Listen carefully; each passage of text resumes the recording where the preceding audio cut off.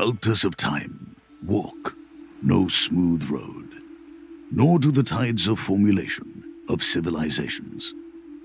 One such man in the history of India is Vinayak Damodar Savarkar. As the second son of Damodar Savarkar and Radhabai in Pagur, a village close to the most important ancient centers of pilgrimage in Western India, Nasik.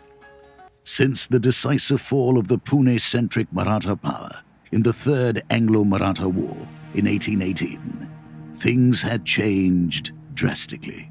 For many families, the glorious days of patronage and privileges under the Maratha regime were over. Savarkar's forefathers were primarily scholastic professionals from Ratnagiri, of the Konkan region in Western India, who migrated and settled in Bagur. His residence was close to the auspicious Godavari River. Pune of 1902 was aptly ready to provide him the platform for his patriotic aspirations as he entered Ferguson College. The city had been buzzing with the activities of Tilak. For higher studies in law, London was a chosen destination. The sentence of the court upon you is transportation for life and forfeiture of all your property. That reached the Andamans on the 4th of July 1911, in the peak of the summer heat. He had been put to prisoner routine tasks. He then wrote one of his most famous poems, Kamla, on the wall of his cell, and memorized it to write on paper later. He was released from the Ratnagiri district jail with the condition that he will not participate in politics and shall remain in the confinement of Ratnagiri and not move out of its territorial boundary without proper government permission. Thus, in April 1924, the half-free Savarkar, now breathing the air of freedom, on February 1931, a temple with doors open to all, named Patit Pavan, was inaugurated in Ratnagiri. That has been remembered as one of his landmark works in social development. Finally, he was released unconditionally and became a free man. Then arrived the final day. At 11 a.m. on the 26th of February 1966, in Savarkar Sadan, Bombay, his biological journey came to an end. Vinayak Damodar Savarkar's life has been an illustrious journey of profound ups and downs. Savarkar माने तेज, सावरकर माने त्याग, सावरकर माने तप,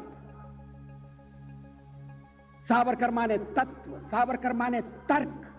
His volumes of writing immortalized him, and the thinking of generations to come, and the thinking of generations to come.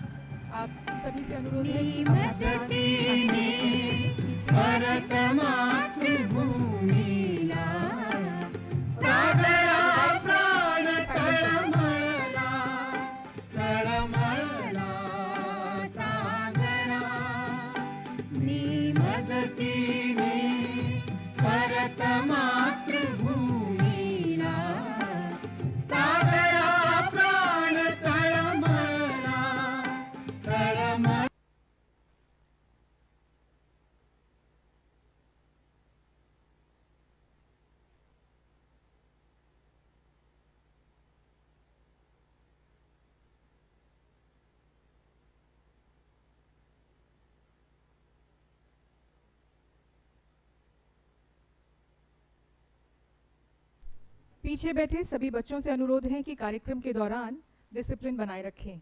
धन्यवाद।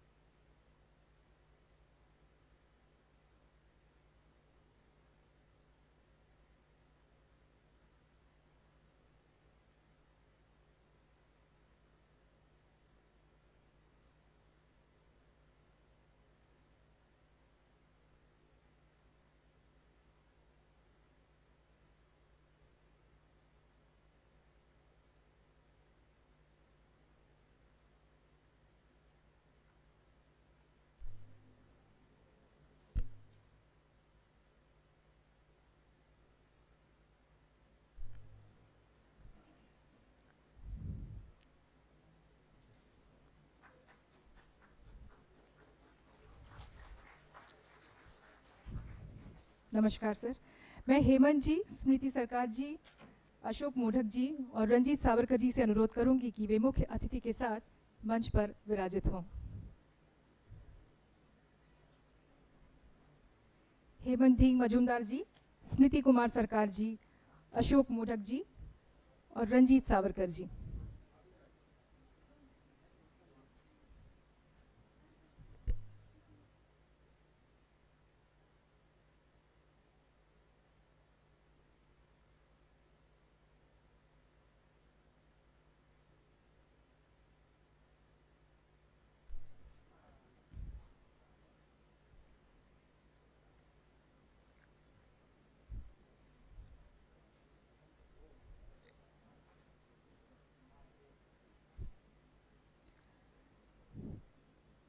नमस्कार, सुप्रभात।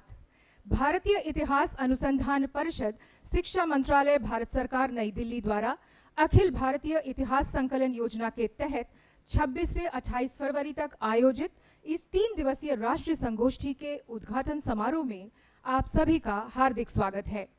इस वर्ष का विषय है महान स्वातंत्र्य वीर विनायक दामोदर सावरकर एवं नेताजी सुभाष चंद्र बोस, स्वाधीनता संग्राम और भारतीय राष्ट्रीयता। ऐतिहासिक अनुसंधान का मूल उद्देश्य भूत के आधार पर वर्तमान को समझना एवं अपने गौरवशाली इतिहास से प्रेरणा लेते हुए भारतीय भविष्य से संबंध स्थापित करना है। जी हाँ माननीय गण, इस वर्ष का विषय भी कुछ ऐसे ही सामंजस्यपूर्ण तरीके से इन द्वीपों की इतिहास, वर्तमान और भविष्य से जुड़ी है। यह माटी गवाह रही है अंग्रेजों की बर्बरता की पराकाष्ठा की, सैकड़ों राष्ट्र प्रेमी की प्राण आहुति की। यह धरती साक्षी है महान स्वातंत्र्य वीरों में से एक वीर सावरकर के अदम्य साहस की, सेल्युलर जेल में रहते हुए उनकी वीर गाथा की, नेताजी के स्वाधीन भारत की हुंकार की, हवा में लहराते हुए स्वाधीन भारत की आस लिए उस नेताजी स्टेडियम में लहराते तिरंगे की। सावरकर और नेताजी की भूमिका तो मानो यहाँ के कण कण में रची बसी है।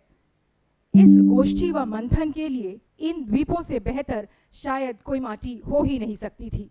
किसी ने क्या खूब कहा है, ना नाप कर देता है, ना तौल कर देता है, जी हाँ, ना नाप कर देता है, ना तौल कर देता है, ईश्वर भी ऐसे देश प्रेमियों को देशभक्ति दिल खोल कर देता है। वंदनीय है वो माँ जननी, वंदनीय है वो माँ भारती, जिन्होंने ऐसे सपूतों को जन्म दिया। मैं भारतीय राष्ट्रीय अनुसंधान परिषद नई दिल्ली व अखिल भारतीय इतिहास संकलन समिति की ओर से इस 3 दिवसीय राष्ट्रीय संगोष्ठी के उद्घाटन सत्र के मुख्य अतिथि महोदय डॉक्टर राजकुमार रंजन जी, माननीय शिक्षा एवं विदेश राज्य मंत्री भारत सरकार का अत्यंत हर्ष के साथ हार्दिक स्वागत व अभिनंदन करती हूँ। महोदय, आपका स्वागत है। मैं इस कार्यक्रम में मुख्य वक्ता प्रोफेसर अशोक मोढक जी, कुलाधिपति गुरु घासीदास विश्वविद्यालय बिलासपुर, प्रोफेसर स्मृति कुमार सरकार, पूर्व कुलाधिपति वर्धमान विश्वविद्यालय, सारस्वत अतिथि श्री हेमंत ढींग मजुमदार, राष्ट्र सचिव अखिल भारतीय इतिहास संकलन योजना नई दिल्ली, श्री रंजीत सावरकर जो इस पूरे कार्यक्रम की अध्यक्षता कर रहे हैं, तथा डॉक्टर सौरभ मिश्रा उप निदेशक ICHR नई दिल्ली का हार्दिक स्वागत व अभिनंदन करती हूँ। मैं उपस्थित भारत सरकार के अधिकारियों, जनप्रतिनिधियों, समस्त गणमान्य अतिथियों, प्रशासन के अधिकारियों का भी उत्साहपूर्ण स्वागत करती हूँ। मैं विशेष तौर पर अत्यंत गर्मजोशी के साथ उपस्थित सभी विद्यार्थियों और युवाओं का भी स्वागत करती हूँ, जिनके कंधों पर राष्ट्र निर्माण की जिम्मेदारी है और हाथों में राष्ट्रीयता की धरोहर। आप बच्चे सभी जो यहाँ उपस्थित हैं, देश की गौरवमयी इतिहास और उज्जवल भविष्य की वर्तमान कड़ी है। आपका विशेष स्वागत है। दीप हमारी सभ्यता और संस्कृति की अलौकिकता का प्रतीक है, अंधकार के नाश, नवोत्साह और नव चेतना का प्रतीक है। तो चलिए कार्यक्रम का विधिवत शुरुआत शुभ्रता की देवी, ज्ञानदायिनी माँ शारदे की स्तुति व दीप प्रज्वलन के साथ करते हैं। मैं मंच पर विराजित माननीय मुख्य अतिथि व विशिष्ट अतिथियों से आग्रह करूंगी कि वे दीप प्रज्वलन कर कार्यक्रम का शुभारंभ करें। माननीय मुख्य अतिथि व विशिष्ट अतिथि जो मंच पर विराजित हैं, अब दीप प्रज्वलन के साथ कार्यक्रम की शुभारंभ करेंगे।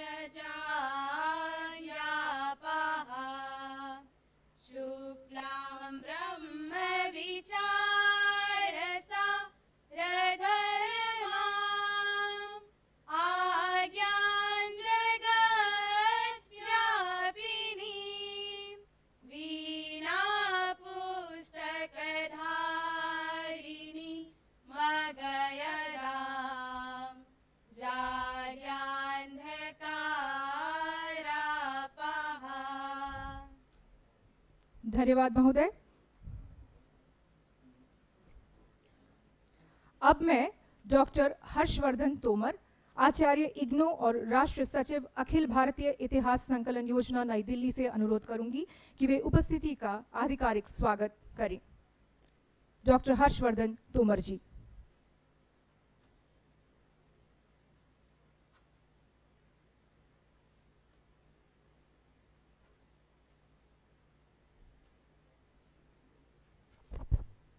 नमो नमः। परम सम्मानीय मंच, इस ज्ञान यज्ञ के निमित्त सभागार में उपस्थित देश भर से पधारे विद्वज्जन, भैया बहन, मातृशक्ति एवं अंडमान की देवतुल्य समाजजन, आज हम वीर सावरकर जी की 57वीं पुण्यतिथि मना रहे हैं और यह एक सुखद अनुभूति भी है कि जहाँ जो अंडमान वीर सावरकर जी की कर्मभूमि रहा है, वहाँ पर यह अखिल भारतीय इतिहास संकलन योजना और भारतीय इतिहास अनुसंधान परिषद के संयुक्त तत्वाधान में यह राष्ट्रीय संगोष्ठी का आयोजन हो रहा है।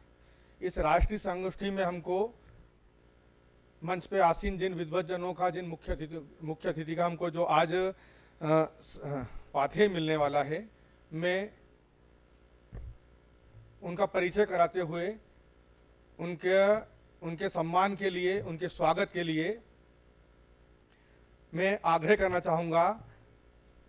सर्वप्रथम हम आज जो मुख्य अतिथि के रूप में मिले हैं, डॉक्टर राजकुमार रंजन सिंह, आप मणिपुर से संसद के सदस्य हैं। आप भारत सरकार में माननीय शिक्षा राज्य मंत्री भारत सरकार हैं। आपके स्वागत के लिए मैं इस पूरे परिसर के जो प्राचार्य हैं डॉक्टर उत्पल शर्मा जी, मैं आपको सादर आमंत्रित करता हूं कि आप आकर माननीय मुख्य अतिथि जी का स्वागत करें, वंदन करें, अभिनंदन करें।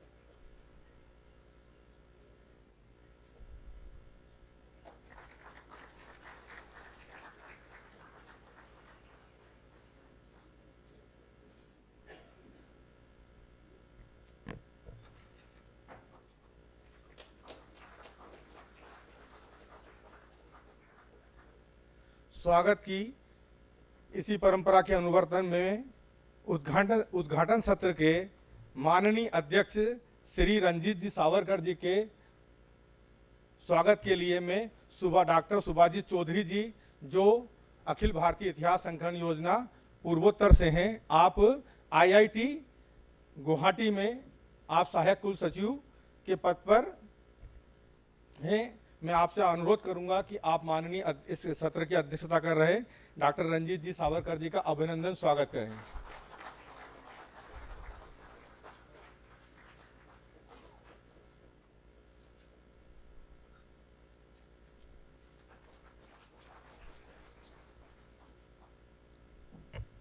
हमारे बीच में उपस्थित हैं परिव्राजक परंपरा को समुन्नत करते अखिल भारतीय इतिहास संकलन योजना के राष्ट्रीय महामंत्री, आप राष्ट्रीय स्वयंसेवक संघ के प्रचारक हैं, भाई हेमंत भिंग मजुमदार जी। मैं आपके स्वागत के लिए आमंत्रित करता हूं श्री वेंकटेश जी को। आप कृपया मंच पर आएं और भाई हेमंत जी का स्वागत अभिनंदन करें।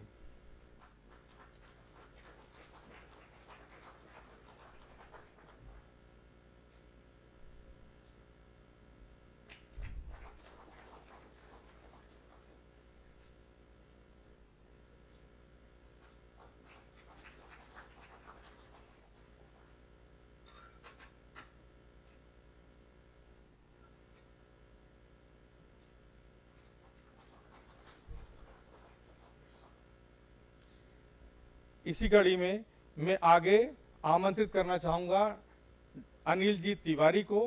आप अंडमान के ही कार्यकर्ता हैं, आप आए। और प्रोफेसर अशोक जी मोडक, जो इस उद्घाटन सत्र के मुख्य वक्ता के रूप में जिनका सानिध्य और पाथेय हमको आज प्राप्त होने वाला है, आप माननीय कुलाधिपति हैं केंद्रीय गुरु घासीदास विश्वविद्यालय बिलासपुर छत्तीसगढ़ में।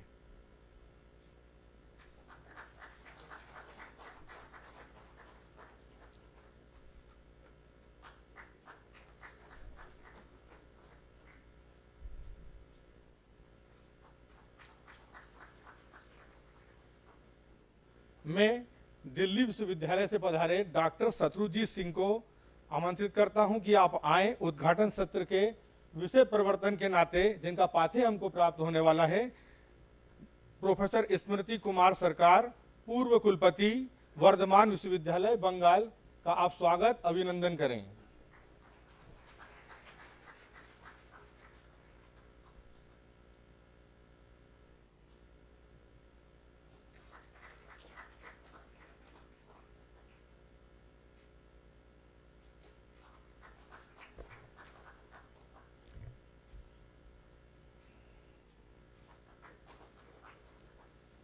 एक विशिष्ट मातृशक्ति भी हमारे बीच में उपस्थित हैं। आप यद्यपि मंच पर नहीं हैं, फिर भी आपकी उपस्थिति हमारे लिए गरिमामयी है। आप श्रीमती देवला देवी, आप माननीय राज्य शिक्षा मंत्री जी की आप धर्मपत्नी हैं, अर्धांगिनी हैं। आप हमारे बीच में इस सभागार में उपस्थित हैं, तो मैं प्रोफेसर वेणुपंत जी से आग्रह करूंगा कि आप वहीं पर जाकर उनका स्वागत व अभिनंदन करें।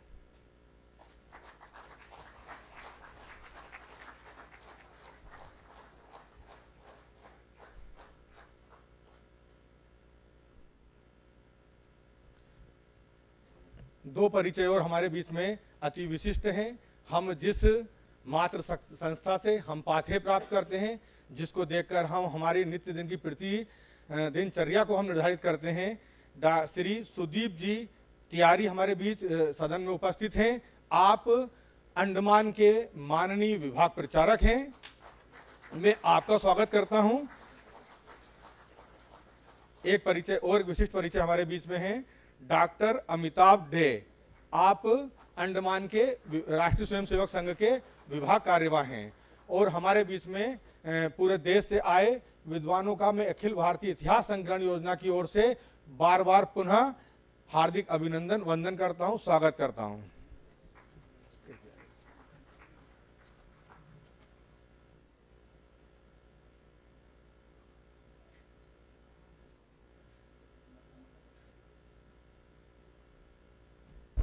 क्षमा करें, हमारे माननीय राष्ट्रीय स्वयंसेवक संघ के विभाग संघ चालक जी भी विजय कुमार जी भी इस सभा कक्ष में उपस्थित हैं। मैं आपका भी स्वागत करता हूं।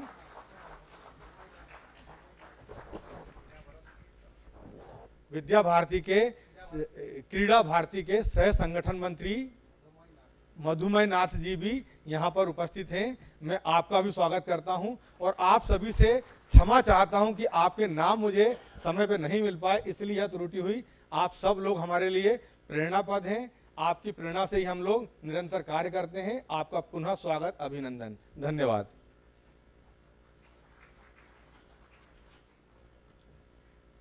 धन्यवाद तोमर जी।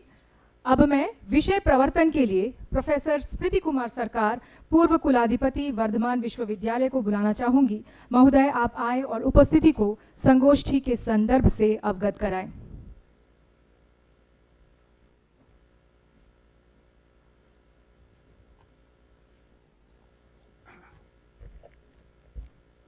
नमस्कार। मैं आप सबको आभार प्रकट करता हूं।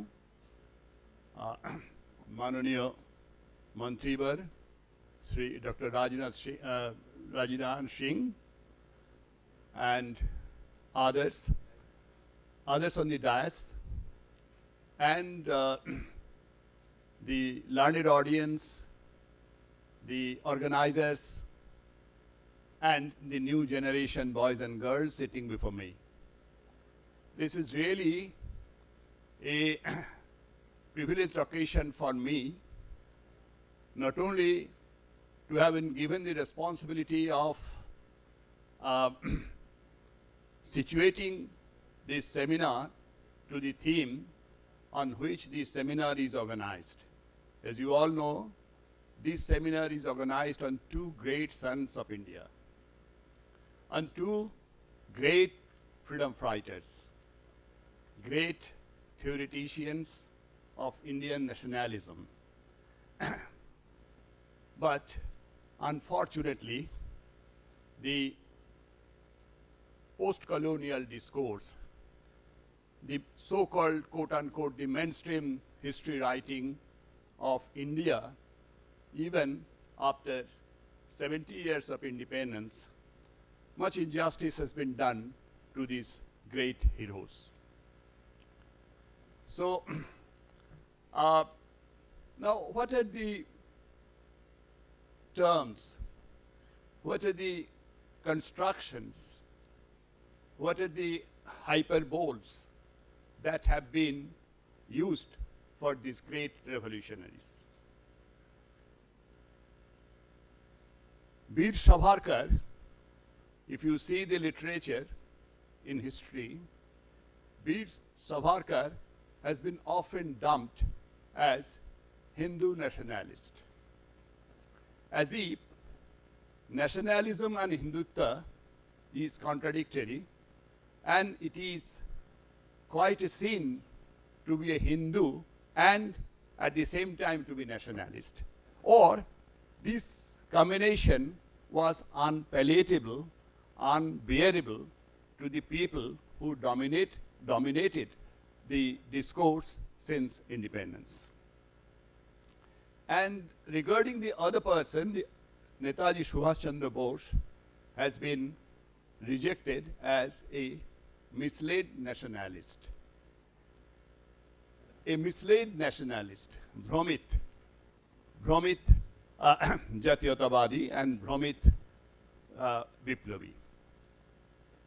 Now, before we go into the mindset of the historians who dominated the course of history writing in independent India, and the history that has filtered down to the school text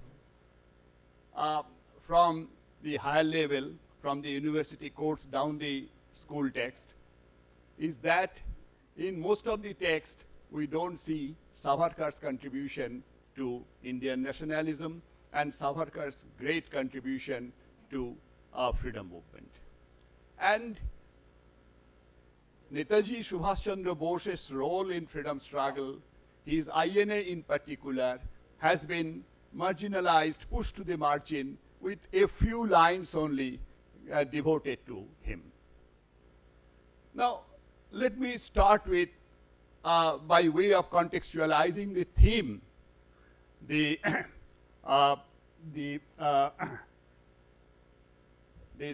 seminar on Netaji and Veer Savarkar and Netaji Subhas Chandar Bose.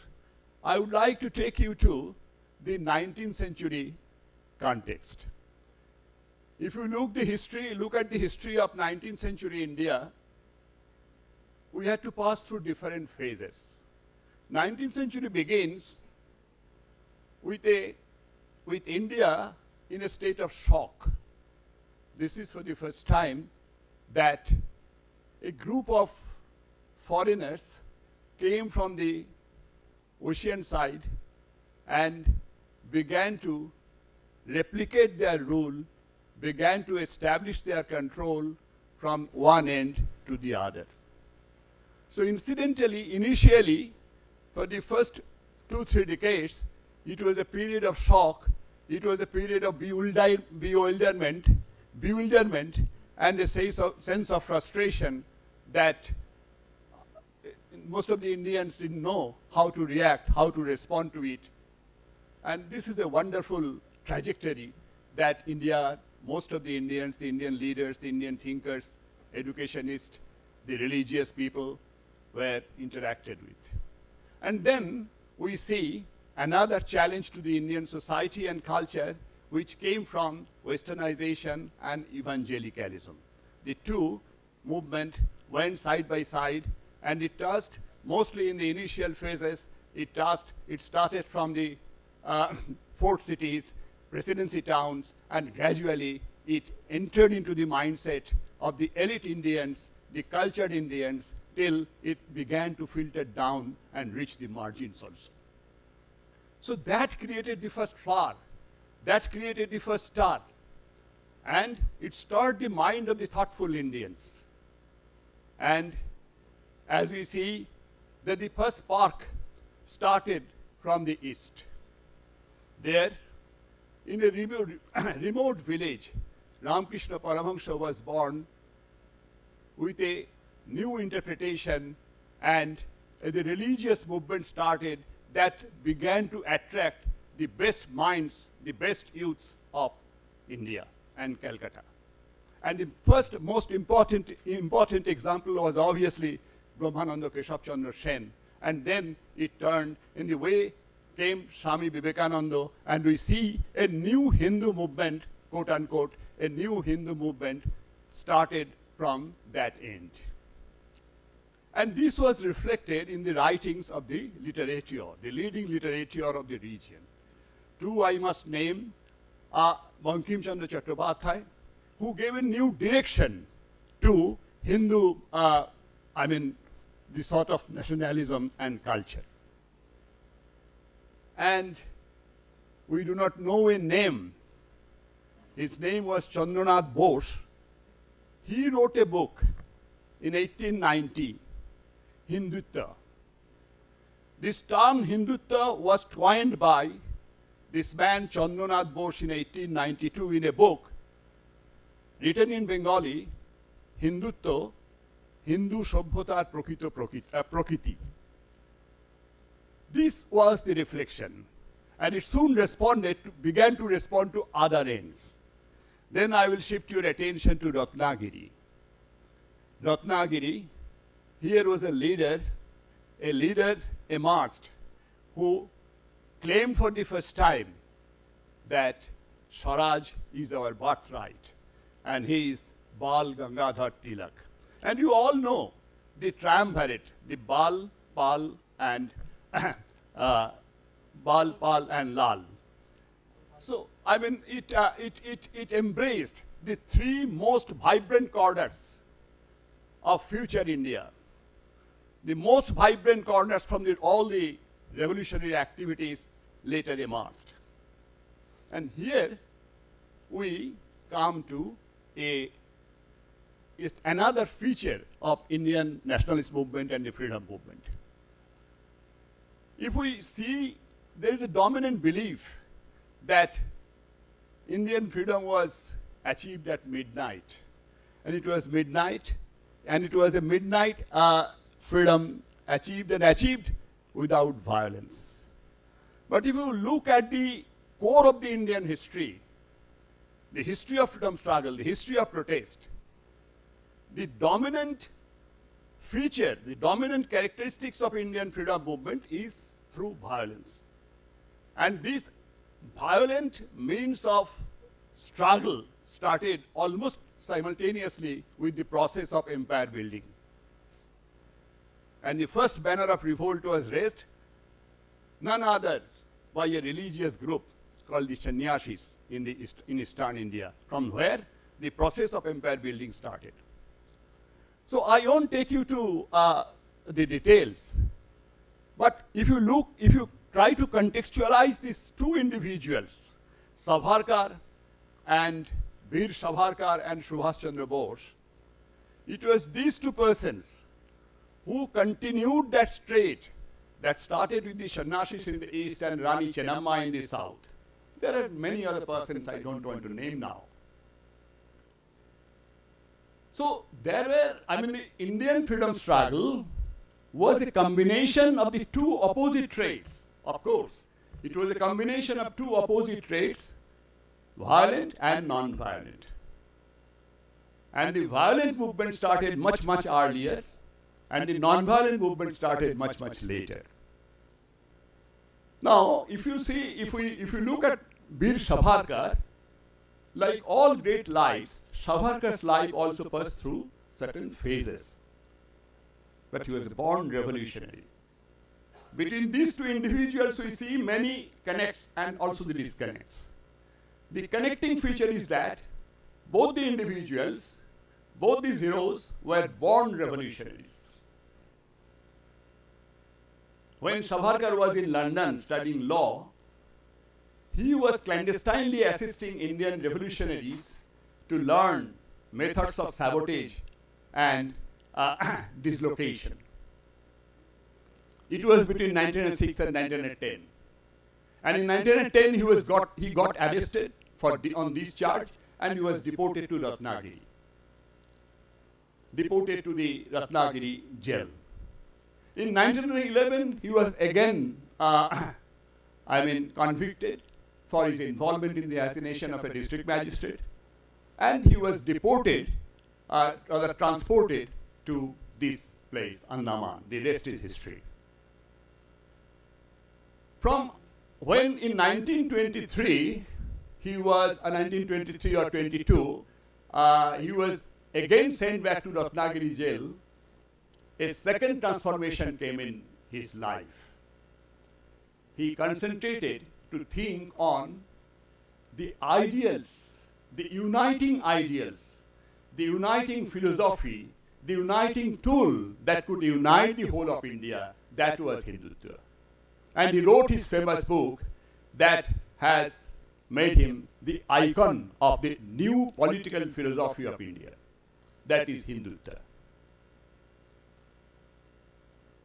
So in Savarkar, what we see is a rejuvenation of a trend that was very much indebted into our tradition. When Swami Vivekananda made the detour of the whole of India, when he traveled all over India, his basic intention was to see the real India. Where does the real India live? And that gave him the new spirit that he manifested in his later life, the Chicago Congress. So it was this tradition that Savarkar contemporized of his time. In 1923-24, when he wrote the book, he made this philosophy applicable to his time. He wrote in Marathi, but when it was translated, it became a hot book for the youth and became a new gospel. And as you all see, it began to gain more and more strength with time and with its diffusion in other parts of India. Now, the organizer have divided this theme into a number of 8-9 parts. So you will there will be a lot of discussion. There are experts, people who will speak. There are experts in the audience, and we are all here to know more about Savarkar.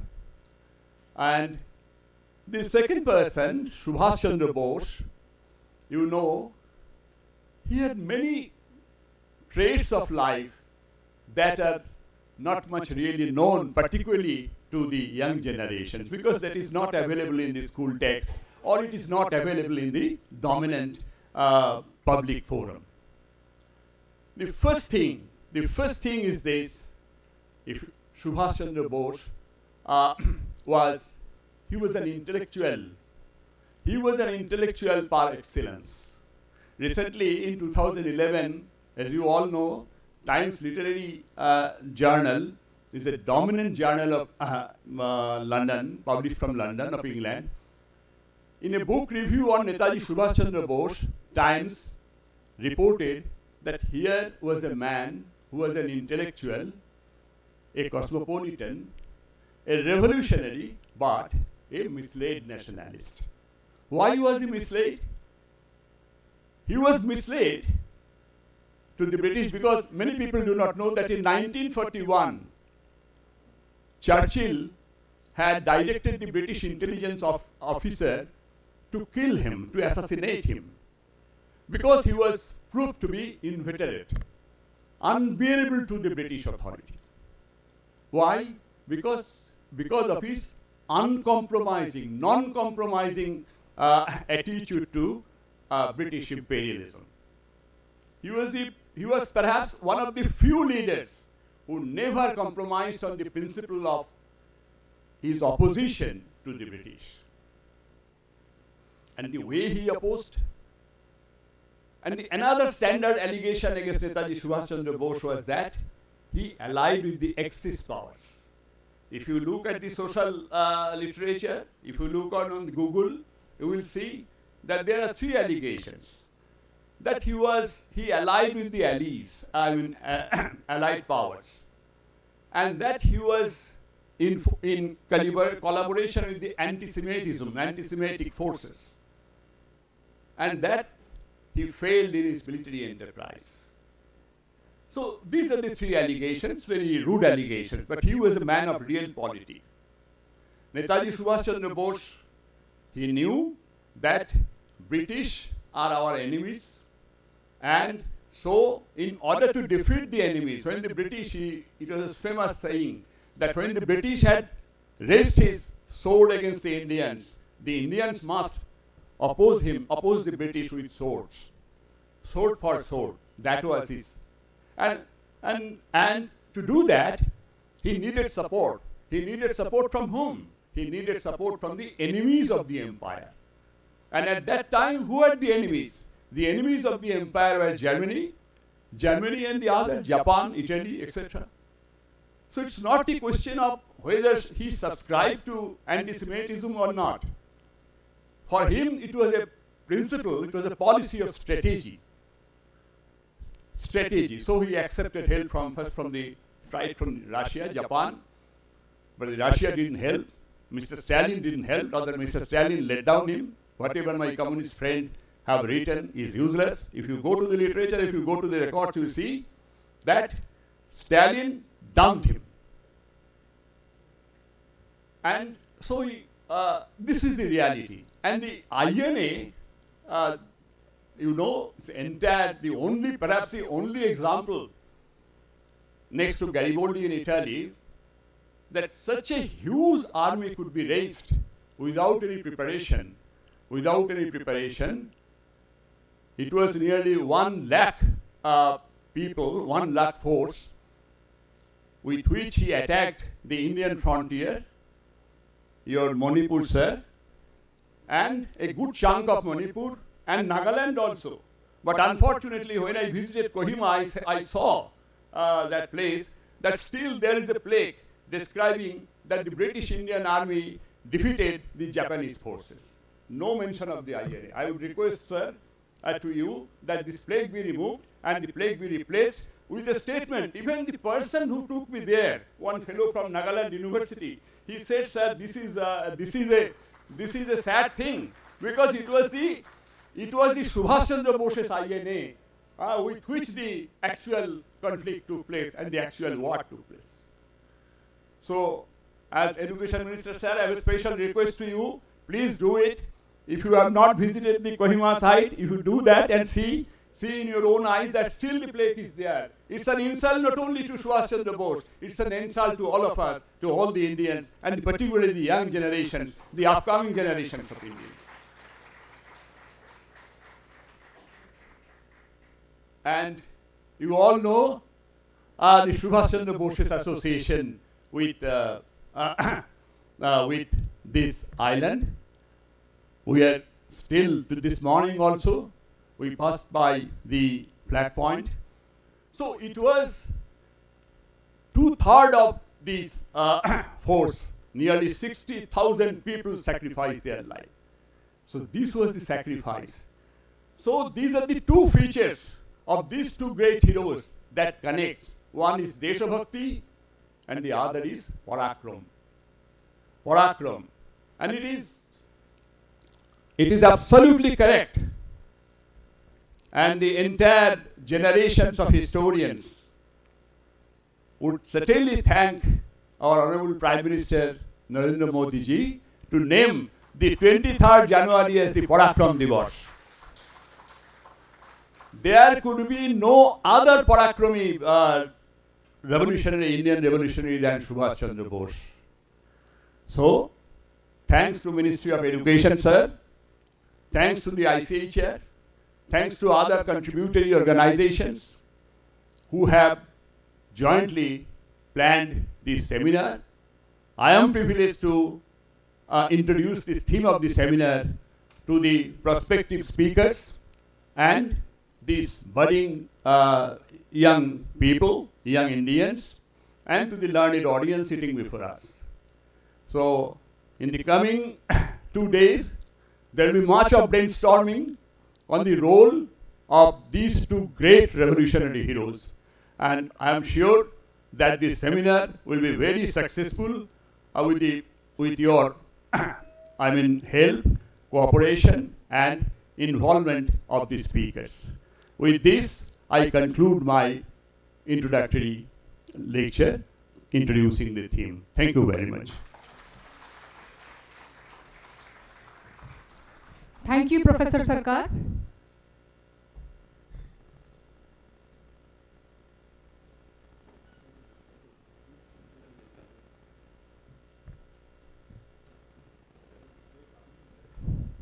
Thank you, Professor. Ex-Vice Chancellor, Vardhaman University. the elucidity you took us through the reflections of the Indian freedom and nationalist movement and the role of these great leaders in reforming the country was unparalleled. Thank you so much for enlightening us. Thank you, sir.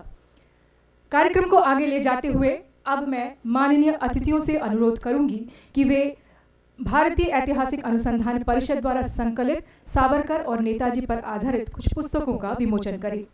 इस कड़ी में सबसे पहले philosophy of Hindutva and Veer Savarkar, लेखक professor Ashok मोढक जी, कुलाधिपति गुरु घासीदास विश्वविद्यालय बिलासपुर।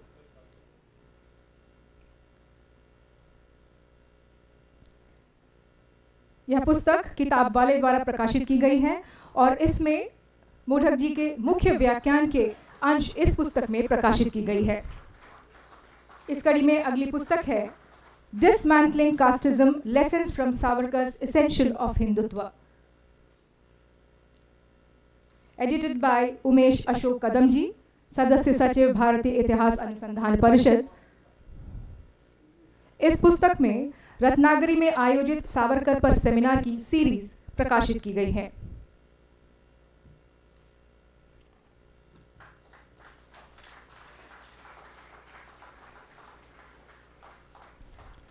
इस कड़ी में अगली पुस्तक है Indian migrant labourers and their socio economic status, a comprehensive study on bay islands migrant labours. Author हैं Mrs Hema Banerjee, mister Palash C Kumar and doctor Sapan Kumar Biswas, जो हमारे द्वीपों के शिक्षाविद हैं। अगली पुस्तक Indian voters and caste equation in elections, a study on Andaman Nicobar island politics. Authors doctor Sapan Kumar Biswas and doctor Hema Banerjee. These books are published by Indu Book Services Private Limited.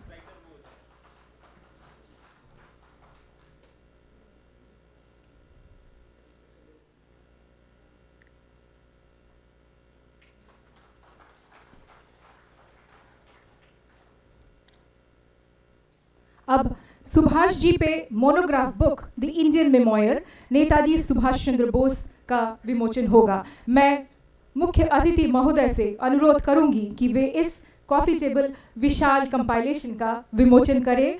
मैं अनुरोध करती हूं श्री माधव भान जी से तथा डॉक्टर सौरभ मिश्रा जी से कि वे मुख्य अतिथि के साथ इस पुस्तक के विमोचन में शामिल हों। इस बुक के मुख्य संपादक श्री उमेश अशोक कदम जी, मेंबर सेक्रेटरी ICHR तथा संयोजक संपादक doctor Saurabh Kumar Mishra ji, deputy director ICHR नई दिल्ली हैं।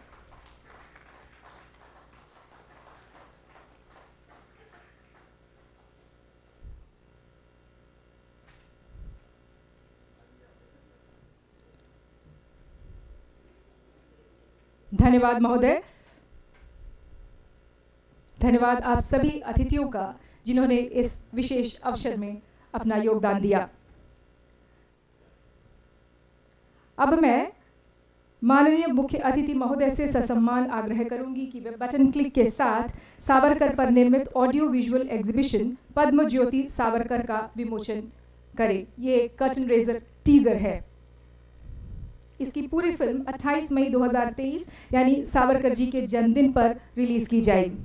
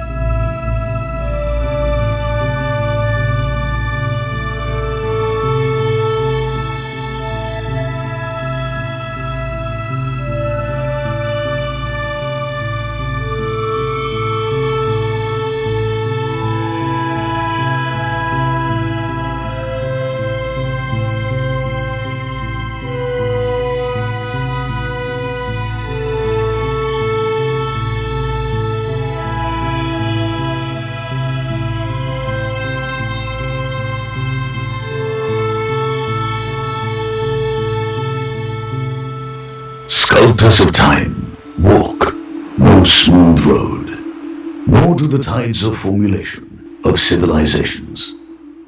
One such man in the history of India is Vinayak Damodar Savarkar. As the second son of Damodar Savarkar and Radhabai in Bhagur, a village close to the most important ancient centers of pilgrimage in Western India, Nasik. Since the decisive fall of the Pune-centric Maratha power in the Third Anglo-Maratha War in 1818, things had changed drastically. For many families, the glorious days of patronage and privileges under the Maratha regime were over. Savarkar's forefathers were primarily scholastic professionals from Ratnagiri, of the Konkan region in Western India, who migrated and settled in Bhagur. His residence was close to the auspicious Godavari River. Pune of 1902 was aptly ready to provide him the platform for his patriotic aspirations as he entered Ferguson College. The city had been buzzing with the activities of Tilak. For higher studies in law, London was a chosen destination. The sentence of the court upon you is transportation for life and forfeiture of all your property. That reached the Andamans on the 4th of July 1911, in the peak of the summer heat. He had been put to prisoner routine tasks. He then wrote one of his most famous poems, Kamla, on the wall of his cell, and memorized it to write on paper later. He was released from the Ratnagiri district jail with the condition that he will not participate in politics and shall remain in the confinement of Ratnagiri and not move out of its territorial boundary without proper government permission. Thus, in April 1924, the half-free Savarkar, now breathing the air of freedom, on February 1931, a temple with doors open to all, named Patit Pavan, was inaugurated in Ratnagiri. That has been remembered as one of his landmark works in social development. Finally, he was released unconditionally and became a free man. Then arrived the final day. At 11 a.m. on the 26th of February 1966, in Savarkar Sadan, Bombay, his biological journey came to an end. Vinayak Damodar Savarkar's life has been an illustrious journey of profound ups and downs. Savarkar माने तेज, सावरकर माने त्याग, सावरकर माने तप, सावरकर माने तत्व, सावरकर माने तर्क. His volumes of writing immortalized him, and the thinking of generations to come, and the thinking of generations to come.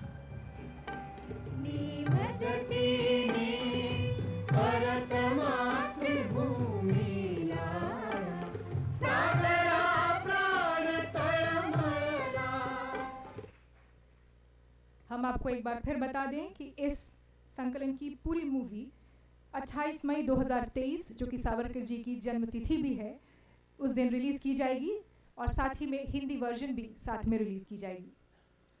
कार्यक्रम में आगे चलते हुए अब मैं इस सत्र के मुख्य वक्ता श्री अशोक मोढक जी, कुलाधिपति गुरु घासीदास विश्वविद्यालय बिलासपुर को मंच पर आमंत्रित करना चाहूंगी।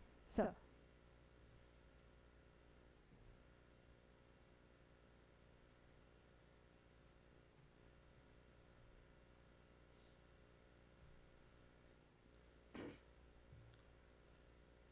मंच पर विराजमान डॉक्टर राजकुमार रंजन जी, इस सत्र की अध्यक्षता करने वाले आदरणीय रणजीत सावरकर जी, जिन्होंने यहाँ एक दिशादर्शक भाषण करके हमारा उचित मार्गदर्शन किया, वह आदरणीय प्रोफेसर सरकार जी, आदरणीय हेमंत जी, मेरे सम्मुख बैठे हुए सभी प्रिय आदरणीय भाइयों और बहनों, सच कहा जाए तो आने वाले 3 दिनों में अंडमान की पवित्र भूमि पर हम ऐसे 2 महापुरुषों का पुण्य स्मरण करने वाले हैं,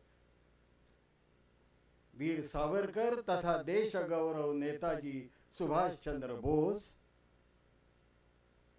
जिनको दुर्भाग्य से उपेक्षित रखा गया था। सरकार जी, मैं आपके प्रति हार्दिक कृतज्ञता व्यक्त करता हूं, कारण आपने बहुत ही उचित शब्दों में, ठीक शब्दों में इन 2 महापुरुषों का भारतीय स्वतंत्रता के संदर्भ में जो मौलिक योगदान था उसके बारे में हम श्रोताओं को अवगत कराया।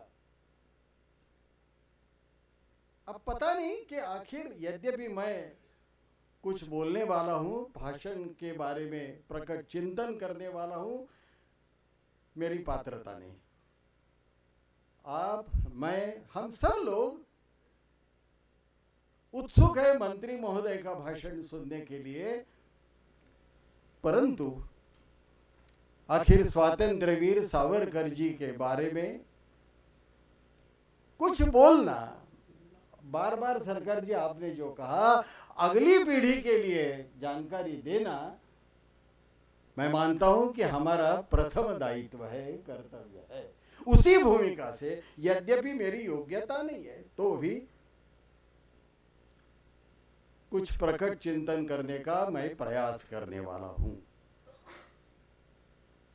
2014 में भारतीय राजनीति में आमूलाग्र परिवर्तन हुआ है। उस साल के संसदीय चुनाव में नरेंद्र मोदी के नेतृत्व में भारतीय जनता पार्टी को जो शानदार सफलता मिली, केवल 2014 में नहीं, उसके पश्चात 2019 में भी उसी शानदार सफलता का रिपीटेशन हुआ, पुनरावृत्ति हुई। पिछले 9 सालों में भारतीय राजनीति में एक बुनियादी मूलगामी परिवर्तन हुआ है। मित्रों, मुझे आप बताइए कि आखिर 1966 के जिस दिन स्वातंत्र्यवीर सावरकर जी ने आत्मार्पण किया, आज वह दिन है। और जिस अंडमान की भूमि में यमयातनाओं के साथ सावरकर जी जूझे, उस भूमि पर यह कार्यक्रम हो रहा है। भारतीय इतिहास अनुसंधान परिषद तथा इतिहास संकलन समिति, दोनों संस्था के प्रति हम सब लोगों ने कृतज्ञता अभिव्यक्त करनी चाहिए। मित्रों, आदरणीय माधव भान जी मेरे सामने बैठे हुए हैं। जिस लगन से आपने मेहनत की और सावरकर जी पर एक फिल्म बनाने का प्रयास किया, जिसका पूर्ण रूपेण प्रदर्शन 28 मई को सावरकर जी की जन्मतिथि के निमित्त होने वाला है, मैं आपको प्रार्थना करने वाला हूं, उनके सम्मान में भी एक दफा तालियां बजाइए।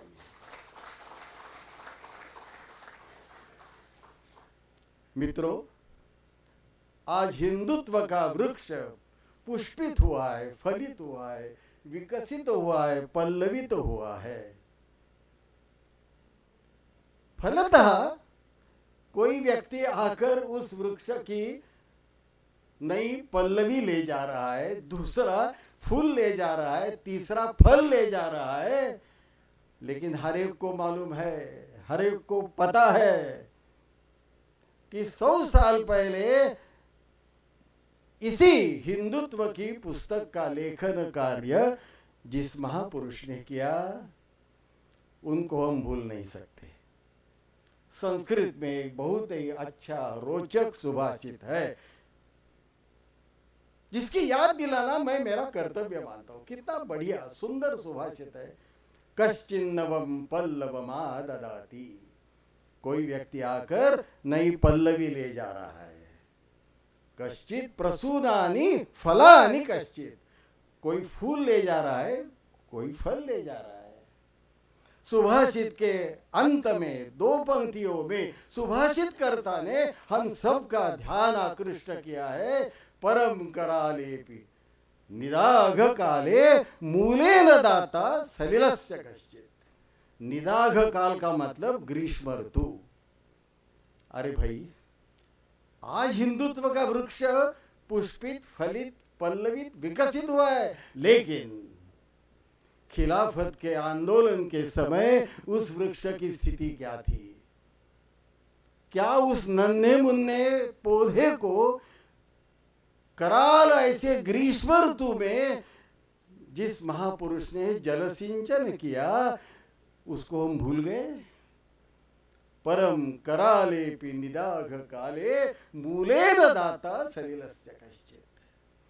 इस तिथि पर मित्रों, स्वातंत्र्यवीर सावरकर जी का और देश गौरव सुभाष बाबू का इस हेतु से हम पुण्य स्मरण कर रहे हैं, because we all owe everything to these 2 great sons of Mother India.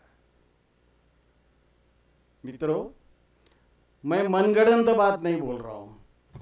मेरी पुस्तक का मंत्री महोदय आपने जो विमोचन किया, उस पुस्तक में एक पन्ने पर 2019 की तिथि को दैनिक हिंदू ने जो अग्रलेख लिखा था उसमें सावरकर जी का उल्लेख है। अब हिंदू पत्र सावरकर जी का प्रेम रखने वाला नहीं, ना वह हिंदुत्व निष्ठ है। Still the editor of Hindu found it essential, indispensable to remember gratefully the contribution made by Veer Savarkar, and I quote, जरा ध्यान में रखिए, what kind of debt you and me owe to the great personality Veer Savarkar. And I read the editorial comment made in the issue of the Hindu dated 24th May 2019 over the 2019 parliamentary elections is quotable here. And please listen to what the editor of the Hindu has stated in the editorial. Indian voters have endorsed pro-Hindutva nationalism through the results of these elections. They have, in other words, put a stamp of their approval on the line of thinking presented by Vinayak Damodar Savarkar. Poor Hindu editor was compelled to mention Savarkar's name. I hope Rahul Gandhi will listen to this. They have, in other words, through the results of these elections, put the stamp of recognition. Narendra Modi is the conduit of Savarkar's doctrine, and he is the chief architect of this transformation. The thinking of the Congress has been relegated to an insignificant corner, while casting away Nehruvian secularism to the periphery of the political arena. Similar types of comments have been articulated by almost all newspapers, journals and books in the year 2019. मुझे बताइए मित्रों, क्या हमारा फर्ज नहीं, हमारा दायित्व नहीं है? खिलाफत आंदोलन के पश्चात यानी 100 साल हो चुके हैं, सावरकर जी पर और सुभाष बाबू पर जो उपेक्षा का कीचड़ फेंका गया, आज हम बहुत श्रद्धा से, कृतज्ञता से उन महापुरुषों का पुण्य स्मरण करने के लिए अंडमान की पवित्र भूमि पर एकत्र आए हैं। मैं आपका स्वागत करता हूं। आखिर what does this philosophy of Hindutva mean? I have elaborated with all types of facts, figures, evidences and proofs. Let me invite your attention to what I have written in the book titled Philosophy of Hindutva and Veer Savarkar. मित्रों, कृपया ध्यान में रखिए, हिंदुत्व एक दर्शन है, ये एक विचार है, एक फिलॉसफी है, और इसकी 6 विशेषताएं हैं। विशेषता क्रमांक 1, सावरकर जी ने हिंदुत्व पुस्तक में लिखा है, हिंदुत्व ये भारत का इतिहास है। और ये केवल सावरकर जी नहीं लिखते, एपीजे अब्दुल कलाम भी लिखते हैं। Please read the book title ignited minds. Bharat को ऐसा मुसलमान चाहिए, एपीजे अब्दुल कलाम जैसा। लिखते हैं कलाम साहब, India had emerge before the arrival of Islam in India. Bharat ये कोई नई खोज नहीं है अमेरिका इंग्लैंड जैसी। 5000 साल पहले भारतवर्ष का निर्माण हुआ है, यह सावरकर जी बता रहे हैं, एपीजे अब्दुल कलाम बता रहे हैं। और कलाम साहब आगे जाकर कहते हैं, मित्रों मैं रामेश्वर का हूं और इसीलिए प्रभु राम हमारा दैवत है। कलाम साहब लिखते हैं भाई। आगे जो अगर उन्होंने और 2 उदाहरण दिए उसी परिच्छेद में, पढ़िए पुस्तक पर। कौन भूल सकते हैं रहमान को, जिनके कारण वंदे मातरम की धुन देश के कोने कोने तक पहुंची। कौन भूल सकते हैं एंटनी को। मित्रों, सावरकर जी ने किसी भी तरह की अलग बात नहीं बताई। और मैं जब वो पुस्तक पढ़ता हूं, हिंदुत्व या 6 स्वर्णिम पृष्ठ या हिंदू पद पातशाही या सावरकर जी की किसी भी कविता का मैं जब श्रद्धा से, कृतज्ञता से पठन करता हूं, लगता है कि अरे भाई इस व्यक्ति ने कितनी लंबी बड़ी छलांग लगाई है। उस कालखंड में जब हिंदू शब्द का उच्चारण करना राजनीतिक नेताओं की दृष्टि से पाप था वह जमाना जब निर्भयता से सावरकर जी ने लोगों को याद दिलाई कि हाँ हम हिंदू है, हिंदू समाज भारत के रीढ़ की हड्डी है। लेकिन हिंदू का मतलब केवल वैदिक पंथीय नहीं। पढ़िए सावरकर जी की पुस्तक। हिंदू का मतलब ना केवल जैन, बौद्ध, सिख, लिंगायत, वक्कली। अरे भाई, इस धरती पर प्रेम करने वाला, यहाँ की संस्कृति पर श्रद्धा रखने वाला, यहाँ का मुसलमान और क्रिश्चियन भी मूलतः हिंदू है।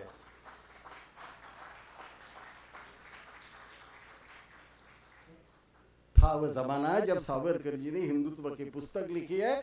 कुछ ही सालों के पश्चात राम प्रसाद बिस्मिल फांसी के खंबे पर चले गए हैं। उनके साथ अशफाकुल्लाह नाम के मुसलमान देशभक्त भी थे और उन्होंने मृत्यु के पूर्व संध्या पर एक कविता लिखी है जो उपलब्ध है, भारत के इतिहास के छात्रों को मालूम है। अरे कितनी सुंदर कविता है।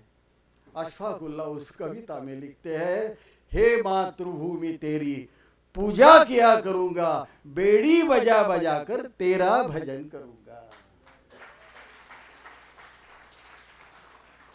वीर सावरकर ऐसे मुसलमानों को, क्रिश्चियनों को भी हिंदू मानते हैं, इस भारत भूमि के सत्पुत्र मानते हैं। यह ध्यान में रखिए, Savarkar ji was not against non Hindus. कौन कहता है? मैं हिंदुत्व की पुस्तक के पन्ने पढ़ सकता हूं, बता सकता हूं आपको, because that is our Hindu blood. It is all accommodative, all inclusive, interested in taking along with us all the people. शर्त एक, इस भूमि के संदर्भ में गद्दारी मत करो, नमक हराम मत करो। क्या गलत है इसमें? हिंदुत्व दर्शन की पहली विशेषता ये भारत का इतिहास है। वेदों काल से, उपनिषदों के काल से आज तक जब जब कभी भारत पर आक्रमण हुआ, यहां के अच्छे संतानों ने, बहनों ने, भगिनियों ने हौतात्म्य का स्वीकार किया। सावरकर जी और सुभाष बाबू, ये दो महापुरुष ऐसे सभी देशभक्तों का प्रतिनिधित्व करते हैं, ये हमने नहीं भूलना चाहिए। Savarkar ji divides entire history into two parts. 8वीं सदी तक भारत का पूर्व काल है, परंतु सन 712 में मोहम्मद बिन कासिम ने भारत पर जब आक्रमण किया, राजा दाहिर का जब पराभव किया, तब से लेकर आज तक भारत का जो इतिहास है उसे हम भारत के इतिहास का उत्तरार्ध कह सकते हैं।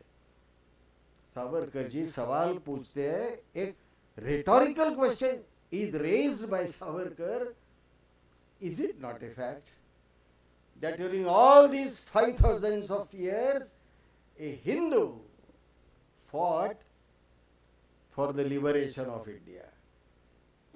भारत भूमि सुखी समृद्ध स्वतंत्र स्वाभिमानी रहे, इसीलिए जिसका खून तड़पता है उसका नाम है हिंदू। हिंदुत्व दर्शन की दूसरी विशेषता यह है, बार बार मैं बता रहा हूं, केवल वैदिक पंथीय व्यक्ति को सावरकर जी हिंदू नहीं मानते। जो व्यक्ति इस भूमि को पितृभूमि मानता है, पुण्य भूमि मानता है, हम उसका हरेक का हृदय से स्वागत करेंगे। मैं मेरे भाषण के दरमियान एक परिच्छेद हिंदुत्व पुस्तक का पढ़ने वाला हूं, आपको बताने वाला हूं, सप्रमाण साबित करने वाला हूं क्या थी सावरकर जी की भूमिका। अरे भाई, क्या स्वामी विवेकानंद जी ने 1897 में लाहौर जाकर गुरु गोविंद सिंह जी का गौरव किया है या नहीं? Please read the book title from Colombo to Almora, and in that particular book you will come across several speeches delivered by Swami Vivekananda, and when he visited Punjab, and particularly when he delivered his historical speech in Lahore on 12th of December 1897, don't forget to read the first paragraph. अरे भाई, स्वामी विवेकानंद जैसा इस देश का योद्धा सन्यासी लाहौर की भूमि पर यह बता रहा है, पूरा भारतवर्ष पंजाब के प्रति कृतज्ञता का भाव रखता है। विवेकानंद कहते हैं, क्यों? कारण भारत पर जितने आक्रमण हुए सन 712 से लेकर आज तक, भारत की वायव्य दिशा से हुए हैं, उत्तर पश्चिम दिशा से हुए हैं, नतीजा पंजाब को भुगतना पड़ा। और इसीलिए पंजाब के गुरु गोविंद सिंह होंगे, नानक होंगे, अरे भाई, हम सब लोगों ने उनके प्रति कृतज्ञता व्यक्त करनी चाहिए। देश का दुर्भाग्य यह रहा, आपने सरकार जी बहुत उचित उल्लेख किया, चाहे गुरु गोविंद सिंह होंगे, राणा प्रताप होंगे, शिवाजी महाराज होंगे, हर एक को हमने मिसगाइडेड पेट्रियट कहा। क्या ये गलती नहीं है, पाप नहीं है? दिग्भ्रमित देशभक्त, और उस कदर के, उस ताकत के देशभक्त दुनिया में कौन है, मुझे बताइए। क्या हम भूल सकते हैं राणा प्रताप को, गुरु गोविंद सिंह को, शिवाजी महाराज को? उनके कारण हम जिंदा रहे। हमारा रिश्ता वेदों और उपनिषदों से बरकरार रखा है उन महापुरुषों के कारण। और इसीलिए चाहे सतनामी हो, चाहे सिख हो, कोई भी हो इस देश का रहवासी, जो व्यक्ति इसको पितृभूमि मानता है, मातृभूमि मानता है, तीर्थ भूमि मानता है, पुण्य भूमि मानता है, हम उसको हरेक को गले लगाएंगे। क्या स्वामी जी ने कहा था या नहीं? यह भूमि है हिमालय से लेकर कन्याकुमारी तक, जो हमारे शैशव का झूला है, यौवन का वृंदावन है, और वृद्धावस्था की वाराणसी है। मित्रों, इस पवित्र भूमि में हम पैदा हुए। सावरकर जी और सुभाष बाबू बार बार बता रहे हैं, इसको मेहरबानी करके जीवन के अंत तक भूलने का पाप मत करिए। हिंदुत्व दर्शन की तीसरी विशेषता यह है, यहाँ के जो हिंदू है ना, जो देशभक्त है, उन्होंने गैर हिंदुओं के साथ बर्ताव करते समय हमेशा रेस्पॉन्सिव कोऑपरेशन की पॉलिसी अपनाई है, जिसका भारतीय भाषा में अनुवाद कर सकते हैं प्रतियोगी सहकारिता। What does it mean? अरे भाई, वेदों से, उपनिषदों से all of us, each and every Indian is known for 3 things. हम मूलतः सहिष्णु है, हम मूलतः क्षमाशील है, हम मूलतः सर्वसमावेशक है। परंतु यदि किसने इस भूमि के प्रति गद्दारी की, बेईमानी की, नमक हराम बना कोई व्यक्ति, तो उसके विरोध में हम सहिष्णु नहीं, जयिष्णु है। उसके विरोध में हम क्षमाशील नहीं, क्रोधशील है।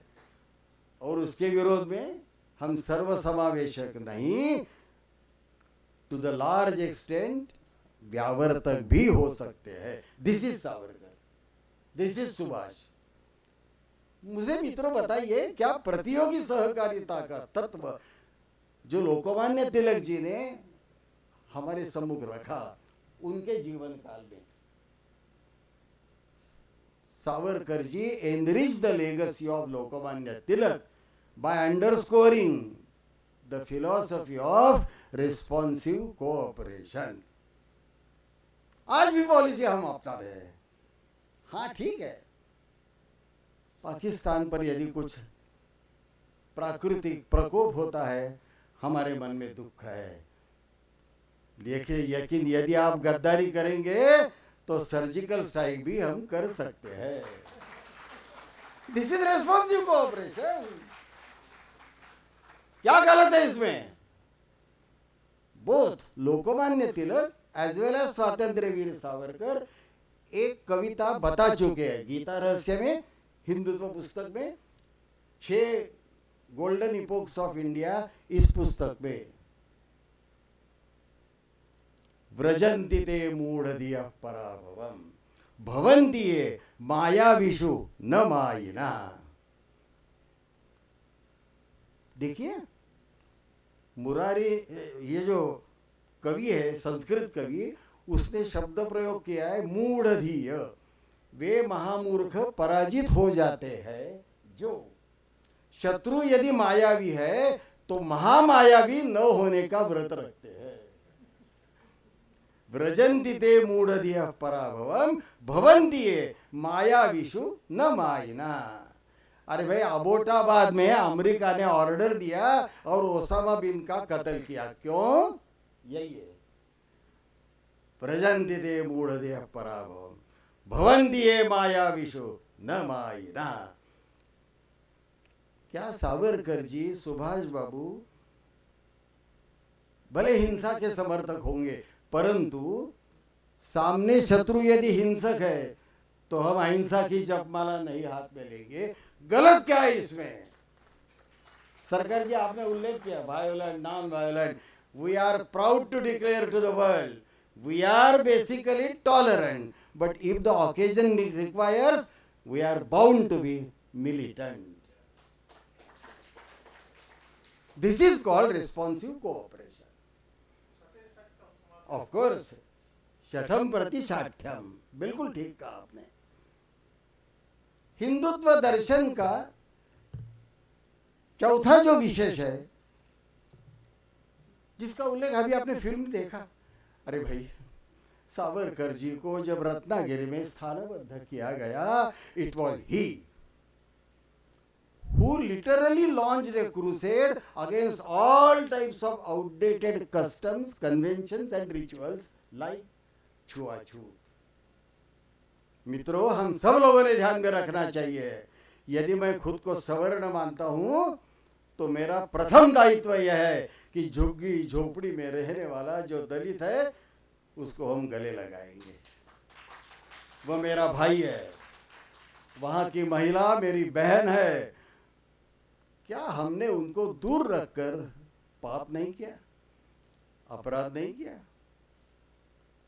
And that is why I consider 5th dimension of Hindutva as the golden dimension. इसको हम हिंदी में कहेंगे हिंदुत्व दर्शन का सामाजिक आयाम।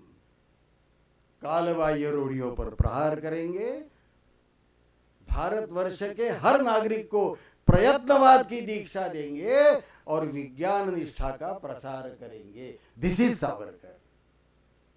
और अंत में हिंदुत्व की छठी विशेषता जो है कितनी सुंदर है।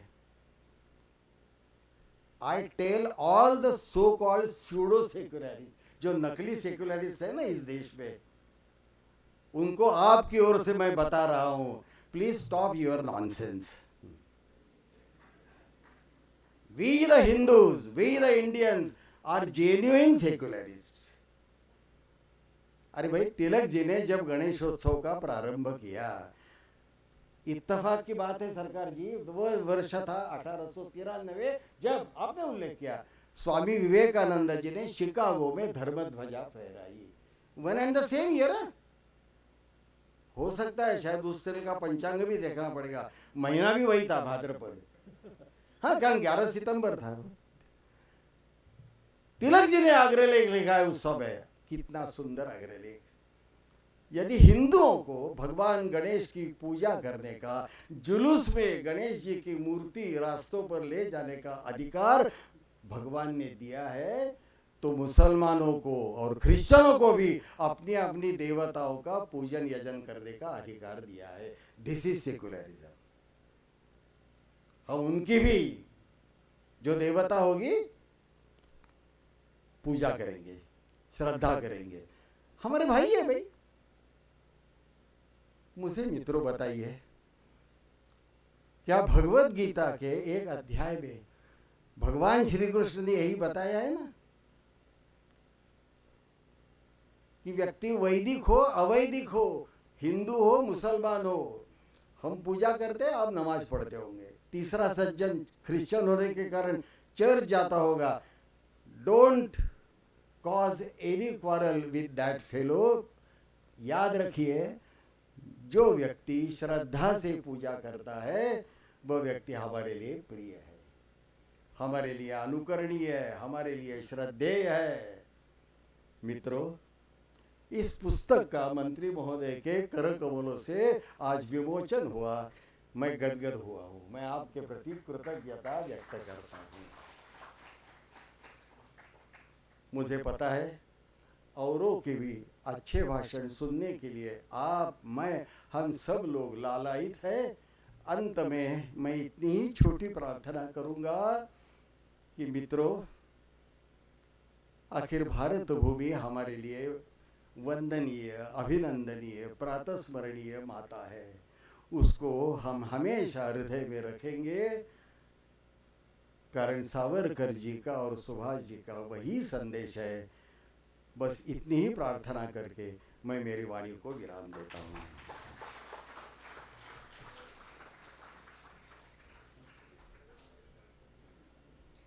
धन्यवाद माननीय महोदय।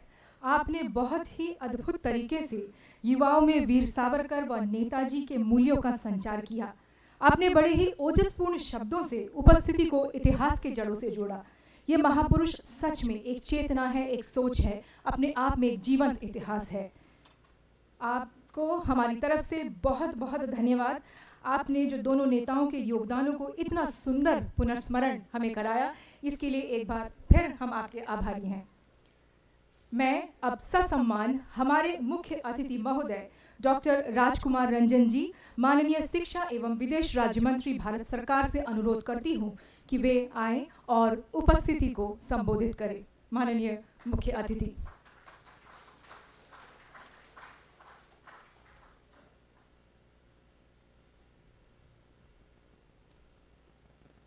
मैं सबको नमस्कार। और आज 2 लायन का लेक्चर सुनने के बाद मैं डर लगता है क्या बोलेगा तो मालूम नहीं है। तो हमने क्या क्या सोचा था, इतिहास तो पढ़ता है हमारा स्कूल के समय में, सिर्फ मार्क स्कोर करने के लिए। तो फिर यहाँ पॉलिटिक्स में ज्वाइन करने के बाद, मोदी जी के साथ काम करने के बाद बहुत क्या हुआ, तो डिफरेंट साइड को हम देखने के लिए मौका तो मिला है.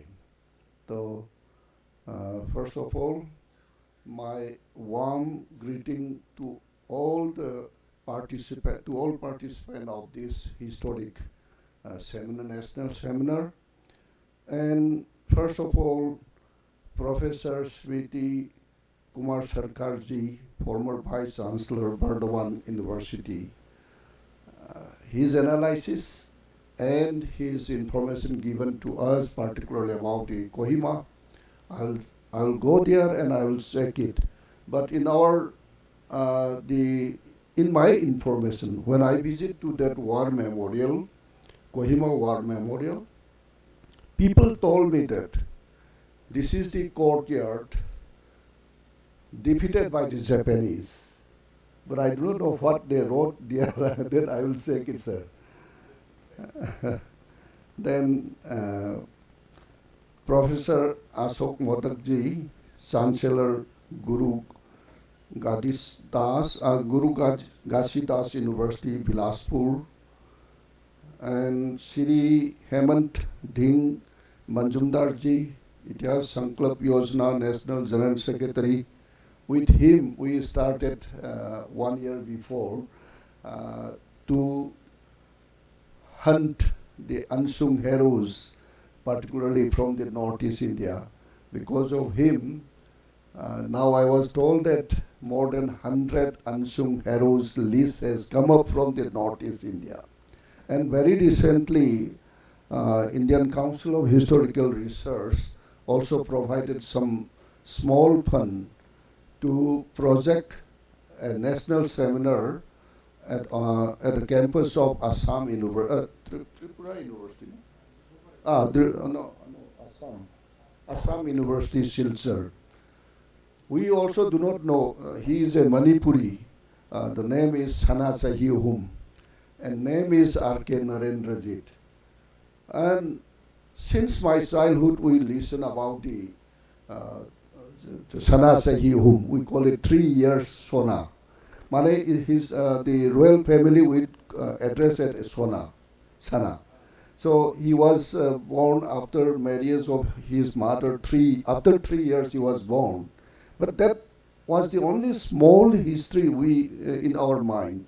But very recently we come to know that he is one of the active participants of the 1857 Sepoy Mutiny on the part of the Barak Valley, and he is from Manipur, and he exiled here from the palatial disagreement, and he commanded all throughout the Dhaka, Chittagong, and the whole Barak Valley. And there was a battle also. So I further request the Indian Council of Historical Research and Sankalp group also to make more elaborate on such kind of issues. And Shri Ranjit Savarkarji, President Veer Savarkar National Memorial, and other distinguished friends, and the राष्ट्रीय सेवक का सबको भी मैं नमस्कार. So as we know that the whole India is celebrating 75 years of independence as Azadi Ka Amrit Mahotsav, the Honorable Prime Minister of India, Shri Narendra Modi ji, on 12 March 2021 has launched the Azadi Ka Amrit Mahotsav with flagging of the Padya Jatra in commemoration of 91 years of Dandi March. The concept behind the idea of Azadi Ka Amrit Mahotsav is to bring forth the history of those persons, institutions, writings, etc., that contributed immensely in creating Swagat, Jagran, and sacrifice, everything including life for it. This is the occasion to find them out and their contribution from Avion and place them in the annals of freedom movement of India. For attainment of independence, thousands of people dies and lakhs of people suffer agony. Unfortunately, we don't know or know very little about our many such obscure heroes. Being premier body for the historical research, the onus fall on ICHR to bring forth and stories of obscure heroes of freedom movement before the posterity. It gives me immense pleasure that ICISR is putting endeavors in these directions. The present program is one of such effort. I come to know that under its Azadi Ka Amrit Mahotsav program, the ICISR plan a series of seminars on the contribution of Bir Vinayak Damodar Savarkar, and also this today is his Purnatithi Day. So, and one such seminar was organized at Ratnagiri in October 2021. It is the most appropriate that the Andaman chapter for the series has included another frontline hero, Netaji Subhas Chandar Bose. Both Vinayak Damodar Savarkar and Netaji Subhas Bose fought for freedom movement in their own ways according to their conviction. Their patriotisms and charismatic personality and influence millions of Indians, particularly the youths, to sacrifice even their lives fighting for freedom of India. Both the son of the Bharat Mata had special connection with Andaman, while Bir Vinayak Savarkar suffered over a decade of torture, imprisonment here. Netaji managed to get the Andaman free from the British with the help of Japanese forces and unfurled the Indian flag here in 1945. Besides being ardent freedom fighters, they were also committed nationalists and propagators of Indian culture outside India.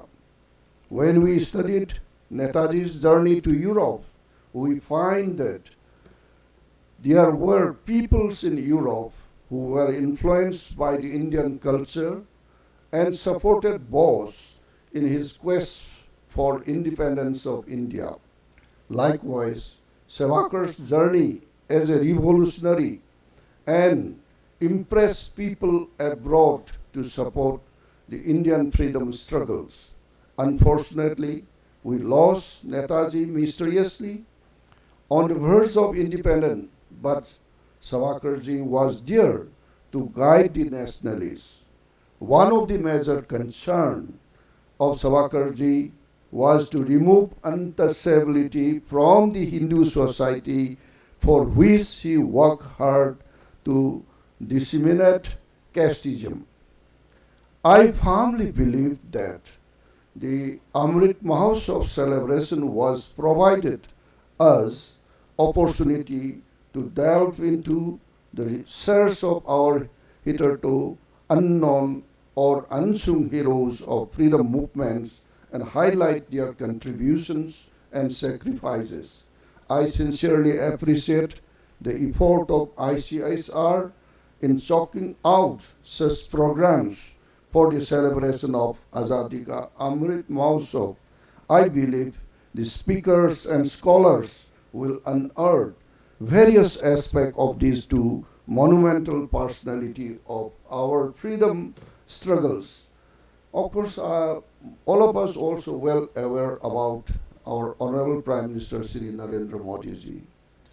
Just now also Professor Sarkarji mentioned about the we call it that Parakram Divas. Our Honorable Prime Minister has already rename even that the street as Parakram Street, and also install a great national museum with the Netaji and different kind of freedom, the struggles, the process were held there. And very frequently, Prime Minister told us also, and he expressed to the nation also, during this Azadi Ka Amrit Mahotsav, we have to throw out the mindset of the Westerns. That he said that in Hindi, I am not a proper Hindi speaker, but he said that, "Aap log ke, what do you call this? इस भाग्य में गुलामी का impression to nikalna chahiye." He always said that, and that's why Indian Council of Historical Research is trying to make a composite, inclusive freedom struggles, those who are not named in the main historical book and published book, that has to be incorporated, and that's why they are preparing a series of workshops in different corners of the country. And sometimes also we feel that during my students' time, when we do our research, we always targeted what the British has already published, what the gazetteers has said it. But ultimately, after come across some such kind of the exploration, we feel that our own soils, our own history, we should hunt it, not depend on the aligned writers who wrote about the Indian history. So this is the good approach, and this is the real approach, so that we can have a better history and composite history and inclusive history. So with these few words, the coming Amrit Kal, by 2047, India, we could make the country strong and vibrant nation, and to be the Vishwaguru of the world. And such kind of national seminar will certainly boost the energy to make India is the leader of the world under Modi ji. With these few words, once again, I thank you, all the organizers, and also I have the chance to publish, release the book prepared by all our giant scholar of in this field. Thank you. Jai Hind and Jai Bharat.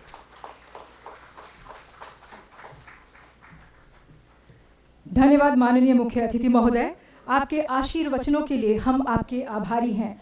Sir, your every words of thoughtful wisdom and acknowledgement to the august gathering is an inspiration to all of us. I cannot resist myself saying on behalf of the entire gathering that listening to you was a great privilege for all of us. Thank you so much, sir. अब मैं बुलाना चाहूंगी इस सत्र के सारस्वत अतिथि श्री हेमंत ढींग मजुमदार जी को, राष्ट्र सचिव अखिल भारतीय इतिहास संकलन योजना नई दिल्ली, कि वे इस संदर्भ में 2 शब्द कहें. सर.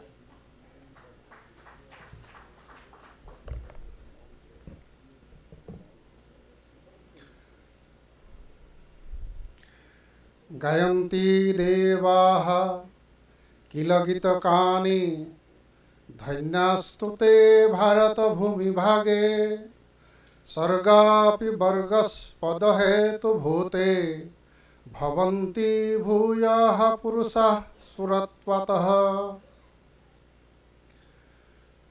विष्णु पुराण में वर्णित इस सुभाषित में ऐसा कहते हैं, जिस भूमि पर जन्म लेने के लिए स्वर्ग के देवता भी तरसते हैं, वांछा करते हैं, उस पवित्र भूमि पर जिन लोगों ने जन्म लिया है उन सभी का जीवन धन्य है. भारतीय इतिहास अनुसंधान परिषद नई दिल्ली के द्वारा आयोजित इस राष्ट्रीय संगोष्ठी में उद्घाटन सत्र के सम्माननीय मुख्य अतिथि भारत के सम्माननीय शिक्षा और विदेश राज्य मंत्री आदरणीय डॉक्टर राजकुमार रंजन सिंह जी,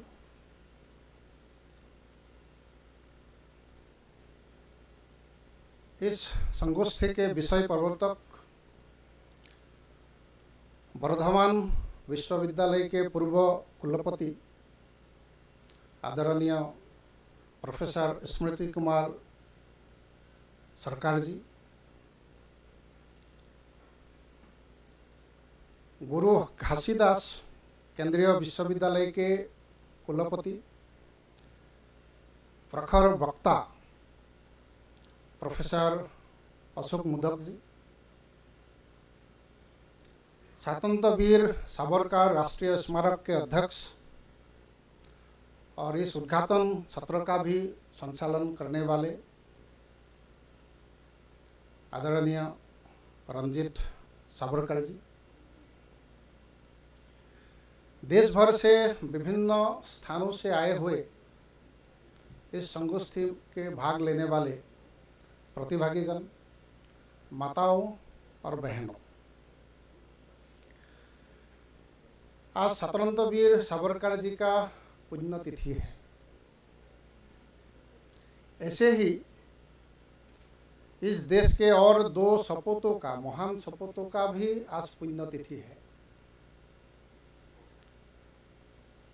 लेकिन मैं अगर उनका नाम बोलूंगा तो इसमें बैठे हुए शायद ही कुछ लोगों को उनका नाम सुने होंगे। एक का नाम है मोदीराम देवान और दूसरा का नाम है पियोली बरुआ। अंग्रेज के विरुद्ध लड़ाई करते हुए 1858 के 26 फरवरी के दिन उनको फांसी दिया गया था और अपना देश आज़ादी का अमृत महोत्सव मना रहा है। और इस समय ऐसे जो अनसंग हीरोज है जिनको वामपंथी इतिहासकारों ने, जैसे प्रोफेसर मुदक जी बोले, जो स्यूडो सेकुलरिस्ट खुद को बोलते हैं, ऐसे इतिहासकारों ने रीजनल हिस्ट्री के नाम पर भारत के इतिहास से उनको बाहर कर दिया। तो ऐसे सभी महान सपूतों को अखिल भारतीय इतिहास संकलन योजना की ओर से और आज की इस कार्यक्रम की ओर से हम नमन करते हैं।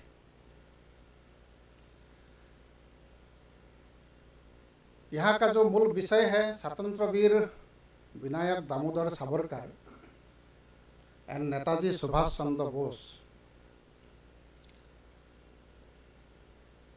जो नेशनलिज्म के लेकर के Indian council of historical research ने ये राष्ट्रीय संगोष्ठी रखा है, उसका निश्चित भी कुछ उद्देश्य है। आज़ादी का अमृत काल में जो जिन लोगों को इतिहासकारों ने, खास करके वामपंथी और सेकुलर इतिहासकारों ने पाठ्यक्रम से बाहर कर दिया, केवल पाठ्यक्रम से ही नहीं, जिन लोगों के कारण दरअसल हम सभी को यहाँ शुद्ध हवा लेकर के, यहाँ का अन्न जल वायु लेकर के हमको जीवन धारण करने का मौका मिला, उन सभी को पाठ्यक्रम से हटा दिया। उनका जो योगदान था उनको अनदेखा कर दिया। केवल इतना ही नहीं, अनदेखा तो क्या ही, उनको किस प्रकार के शब्दों से एक गलत इतिहास हम सभी को इतने साल तक, 75 साल हो गया, हम सभी को पढ़ाते रहे। लेकिन ऐसा गलत इतिहास पढ़ करके हमारे देश के जो बच्चे हैं, जो भविष्य है, वो क्या समझेंगे? इतिहास का कार्य क्या है? इतिहास का काम क्या है? इतिहास का काम है वो एक, उसको एक दर्पण बोलते हैं। इतिहास को रीढ़ का हड्डी बोलते हैं,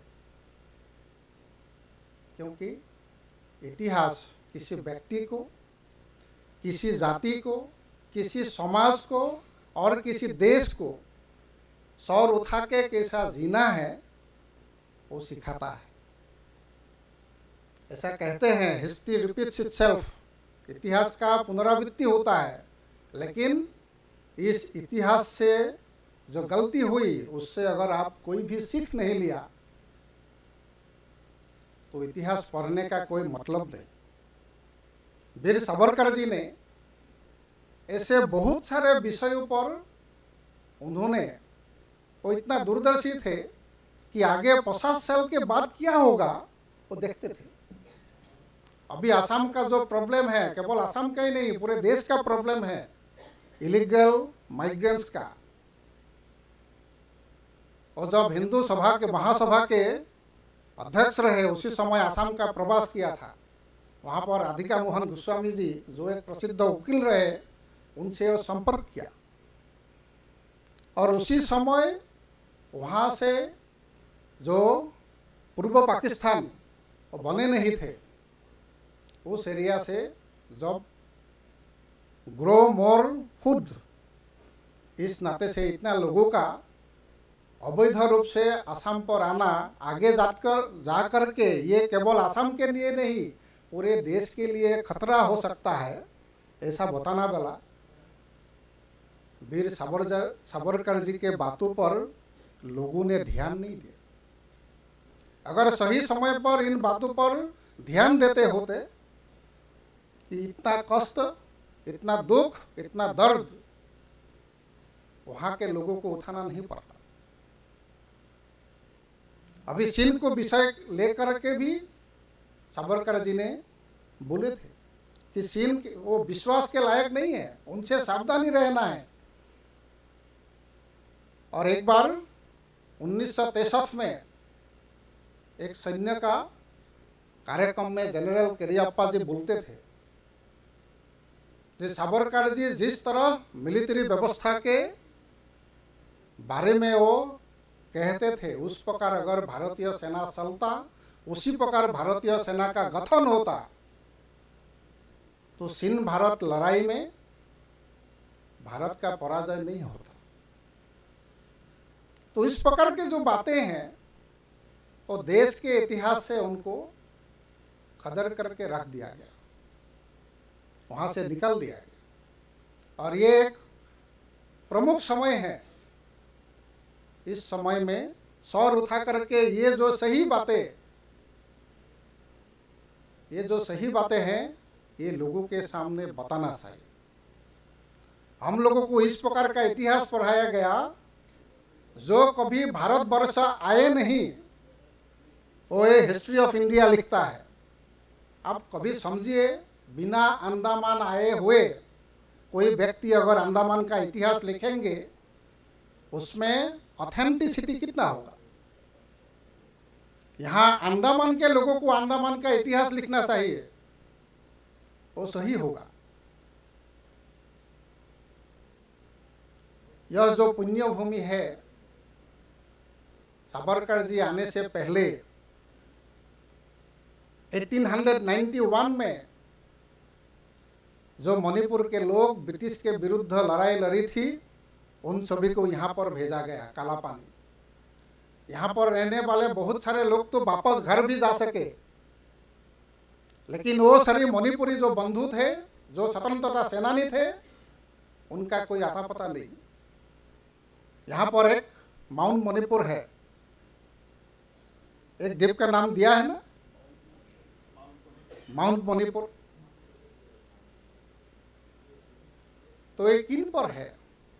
उन जो महान स्वतंत्रता सेनानी थे, जो लोगों को 1891 में 1891 में जिन लोगों को यहाँ भेजा गया था, कैसे कैसे मणिपुर से अलग अलग असम के जेलों में रख करके बाद में यहाँ पर पहुंचाए। आज उन लोगों को भी याद करने का समय है। ऐसा बहुत सारे देश के अज्ञात नायक हैं, उन सभी अज्ञात नायकों के बारे में हम सभी को जानना चाहिए। केवल किसी एक परिवार से या कुछ कांग्रेस के उस समय के नेताओं के कारण ही हम लोगों को स्वाधीनता मिली, ऐसा नहीं है। इसमें लाखों लोगों का, करोड़ों लोगों का इसमें हिस्सा है, उन लोगों का बलिदान है। कुछ अन्य विषय, सावरकर जी शुद्ध हिंदी बोलने का पक्षधर में थे। आजकल हम सभी बहुत हिंदी भाषा में भी उर्दू शब्द का प्रयोग करते हैं, आज भी करते हैं, लेकिन वो आग्रह करते थे कि संस्कृत मूल्य शब्द हो या हिंदी शब्द हो, उसका भी प्रयोग ज़्यादा से ज़्यादा करना चाहिए, क्योंकि उस संस्कृत शब्द से या हिंदी शब्द से हमारा संस्कृति से जुड़ा हुआ रहता है। वो आग्रह करते थे। ऐसे ही नेताजी सुभाष जी के बारे में एक प्रख्यात इतिहासकार है, आप सभी ने नाम सुना है, रमेश चंद्र मजुमदार जी। आरसी मजुमदार जी से नाम से जाने जाते हैं। तो आरसी मजुमदार जी लिखते हैं, महात्मा गांधी के बाद अगर सबसे ज्यादा भारत के स्वतंत्रता संग्राम में योगदान है वो नेताजी सुभाष चंद्र बोस जी है। वो ऐसा लिखते थे। लेकिन बाद में अगर 1947 के बाद जो इतिहास लिखा गया उसमें नेताजी कहाँ है? उसमें आपको देखने को भी नहीं मिलेगा। कैसे कैसे नेताजी कलकत्ता के जो पौरसभा है, उस समय पौरसभा का पौरपति बने थे देश चित्तरंजन दास जी, और चीफ कार्यकारी अधिकारी, चीफ एग्जीक्यूटिव ऑफिसर बनाया गया था नेताजी सुभाष चंद्र बोस को। आप लोगों को पता है उस जमाने में जहां अंग्रेज का शासन था, उस समय में भी कलकत्ता पौरसभा में उसके अंदर जितने सारे रास्ता आते थे, जो उन सभी का भारतीय लोगों के नाम से उन्होंने नामांकित किया था। उनका दृष्टि थी, इसीलिए ऐसा करा, ऐसा किया उन्होंने। और ऐसे जो नेताजी सुभाष है, उस समय अंग्रेजों का कितना दबदबा था, फिर भी कैसे कैसे जा करके उन्होंने उस जमाने में 9 देशों से भारत के स्वतंत्रता के लिए उन्होंने सहमति लेने में समर्थ हुआ। तो ये सब बातें इतना आसान नहीं है, ये लोगों को भुलाना नहीं चाहिए। तो इसे कुछ बहुत सारे विषय है,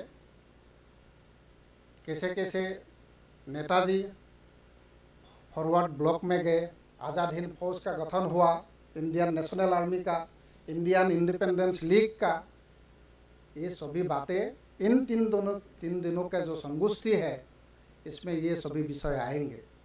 केवल ये संगोष्ठी करना ही नहीं, आगे जाकर के एनसीईआरटी के पुस्तकों में या यूजीसी के अंदर जो सिलेबस आता है इतिहास का पाठ्यक्रमों में, इन सभी विषयों का भी समाहार होना चाहिए, इसका अंतर्भुक्त होना चाहिए। और इस अंतर्भुक्तिकरण से ही हमारा जो अगला पीढ़ी है, ये अगला पीढ़ी देश के सही इतिहास को जान पाएंगे। आप सभी ने इतना समय, मेरा जो टूटा फूटा हिंदी है, क्योंकि मेरा मातृभाषा हिंदी नहीं है, मैं जैसे आदरणीय राजकुमार जी बताते हैं उनका मातृभाषा मणिपुरी है, तो पूर्वांचल के लोग हिंदी बोलने में थोड़ा सा व्याकरण की भी अशुद्धि हो सकता है, तो उसको झेलना, हमारा आदरणीय संगठन मंत्री जी बोलते हैं कि 3 साल तक हमको झेलना है, इस प्रकार की भाषा वो बोलेंगे डॉक्टर बालमुकुंद जी। एक थोड़ा मैं कृतज्ञता ज्ञापित करता हूँ, इसलिए कि Indian council of historical research ने कुछ ऐसे काम किए अभी कुछ पिछले 8-9 महीनों में जो सराहनीय है। अच्छे काम करने वालों को प्रशंसा करनी चाहिए, उसमें उसका लोगों का और उत्साह बढ़ता है। अभी जो आप लोगों ने ये जो एक सावरकर जी के बारे में एक सिनेमा देखा है छोटा, वो आगे जन्मतिथि पर उसका विमोचन करने वाले हैं, तो आपका भी मैं अभिनंदन करता हूं। और अभी जो ICHR है इसका सही मायने में भारतीयकरण हुआ है। अभी का जो नए लघु लाए हैं और इन सभी काम जो इस अमृत काल में सही इतिहास, क्योंकि मोदी जी आने से पहले तक ये सभी वामपंथी इतिहासकारों का एक गढ़ था। जैसे रमीला थापार हो, इरफान हबीब हो, विपिन चंद्रा हो, उन लोगों ने दरअसल जितना उस समय के मुगल इतिहासकार या अंग्रेज इतिहासकार डिस्टोर्शन नहीं कर पाया, उससे ज़्यादा डिस्टोर्शन 1947 के बाद इन वामपंथी या सेकुलर इतिहासकारों ने किया। इसीलिए ICHR, अभी लोग कहते हैं कि लोग धर्मनिरपेक्ष, ऐसा कुछ नहीं होता है। जो भी होता है हमेशा धर्म सापेक्ष होता है। एक श्लोक है, आहार निद्रा भय मैथुनंश सामान्य मेतत् पशु भी समाना, धर्मो ही तेषाम अधिको विशेषो धर्मे न हिना पशु। आहार निद्रा भय और मैथुन ये पशु पक्षियों में और मनुष्य में सब में समान है। धर्म ही एक ऐसा है जो मानव को उन पशु पक्षियों से अलग करते हैं। इसीलिए हमेशा अपने धर्म पर चलना चाहिए। धर्म यानी उपासना पद्धति नहीं है। जैसा सावरकर जी बोलते थे, आप वैदिक पद्धति को माने या न माने, ये वो उपासना पद्धति है, पंथ है। आप वैष्णव हो, शैव हो, गणपत्य हो, जो भी हो, आज नमाज पढ़े या गिरजा में जाए, वो उपासना पद्धति है, वो धर्म नहीं है। धर्म वो बहुत व्यापक होता है। अभी ICHR ने अपना धर्म पालन किया है।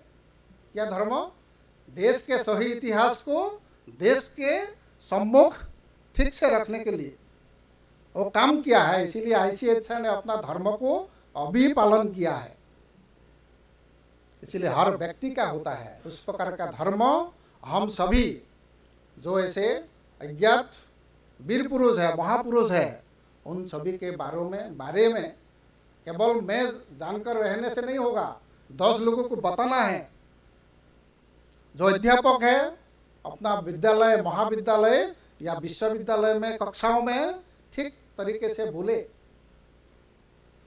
और उनसे कुछ प्रेरणा ले, तभी हमारा जो काम है, हमारा जो लक्ष्य है, अपना भारत माता को विश्वगुरु के आसीन स्थान पर फिर से आसीन करना।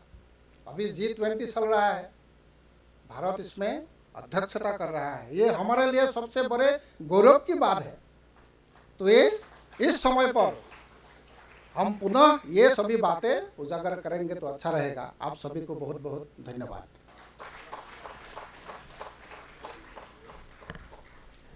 धन्यवाद माननीय महोदय। आपने हम सबको इतिहास के कई जाने अनजाने आयामों और अज्ञात नायकों से अवगत कराया, हमें इतिहास के महत्व को बताया, हमारा ज्ञानवर्धन किया, हमें लाभप्रद किया। आपका धन्यवाद। अब हम उद्घाटन सत्र के अंतिम पड़ाव में हैं। अब मैं श्री रंजीत सावरकर, जो इस पूरे कार्यक्रम की अध्यक्षता भी कर रहे हैं, अध्यक्ष स्वातंत्र्यवीर सावरकर राष्ट्रीय स्मारक को अध्यक्षीय उद्बोधन के लिए बुलाना चाहूंगी। श्री रंजीत सावरकर।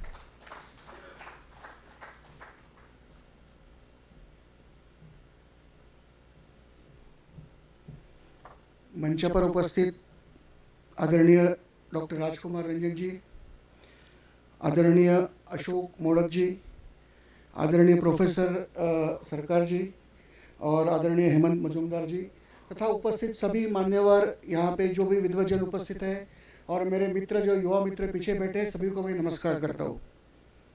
सर्वप्रथम मेरे भाषण के शुरुआत में मैं स्वतंत्रवीर सावरकर और नेताजी सुभाष चंद्र को वंदन करता हूँ।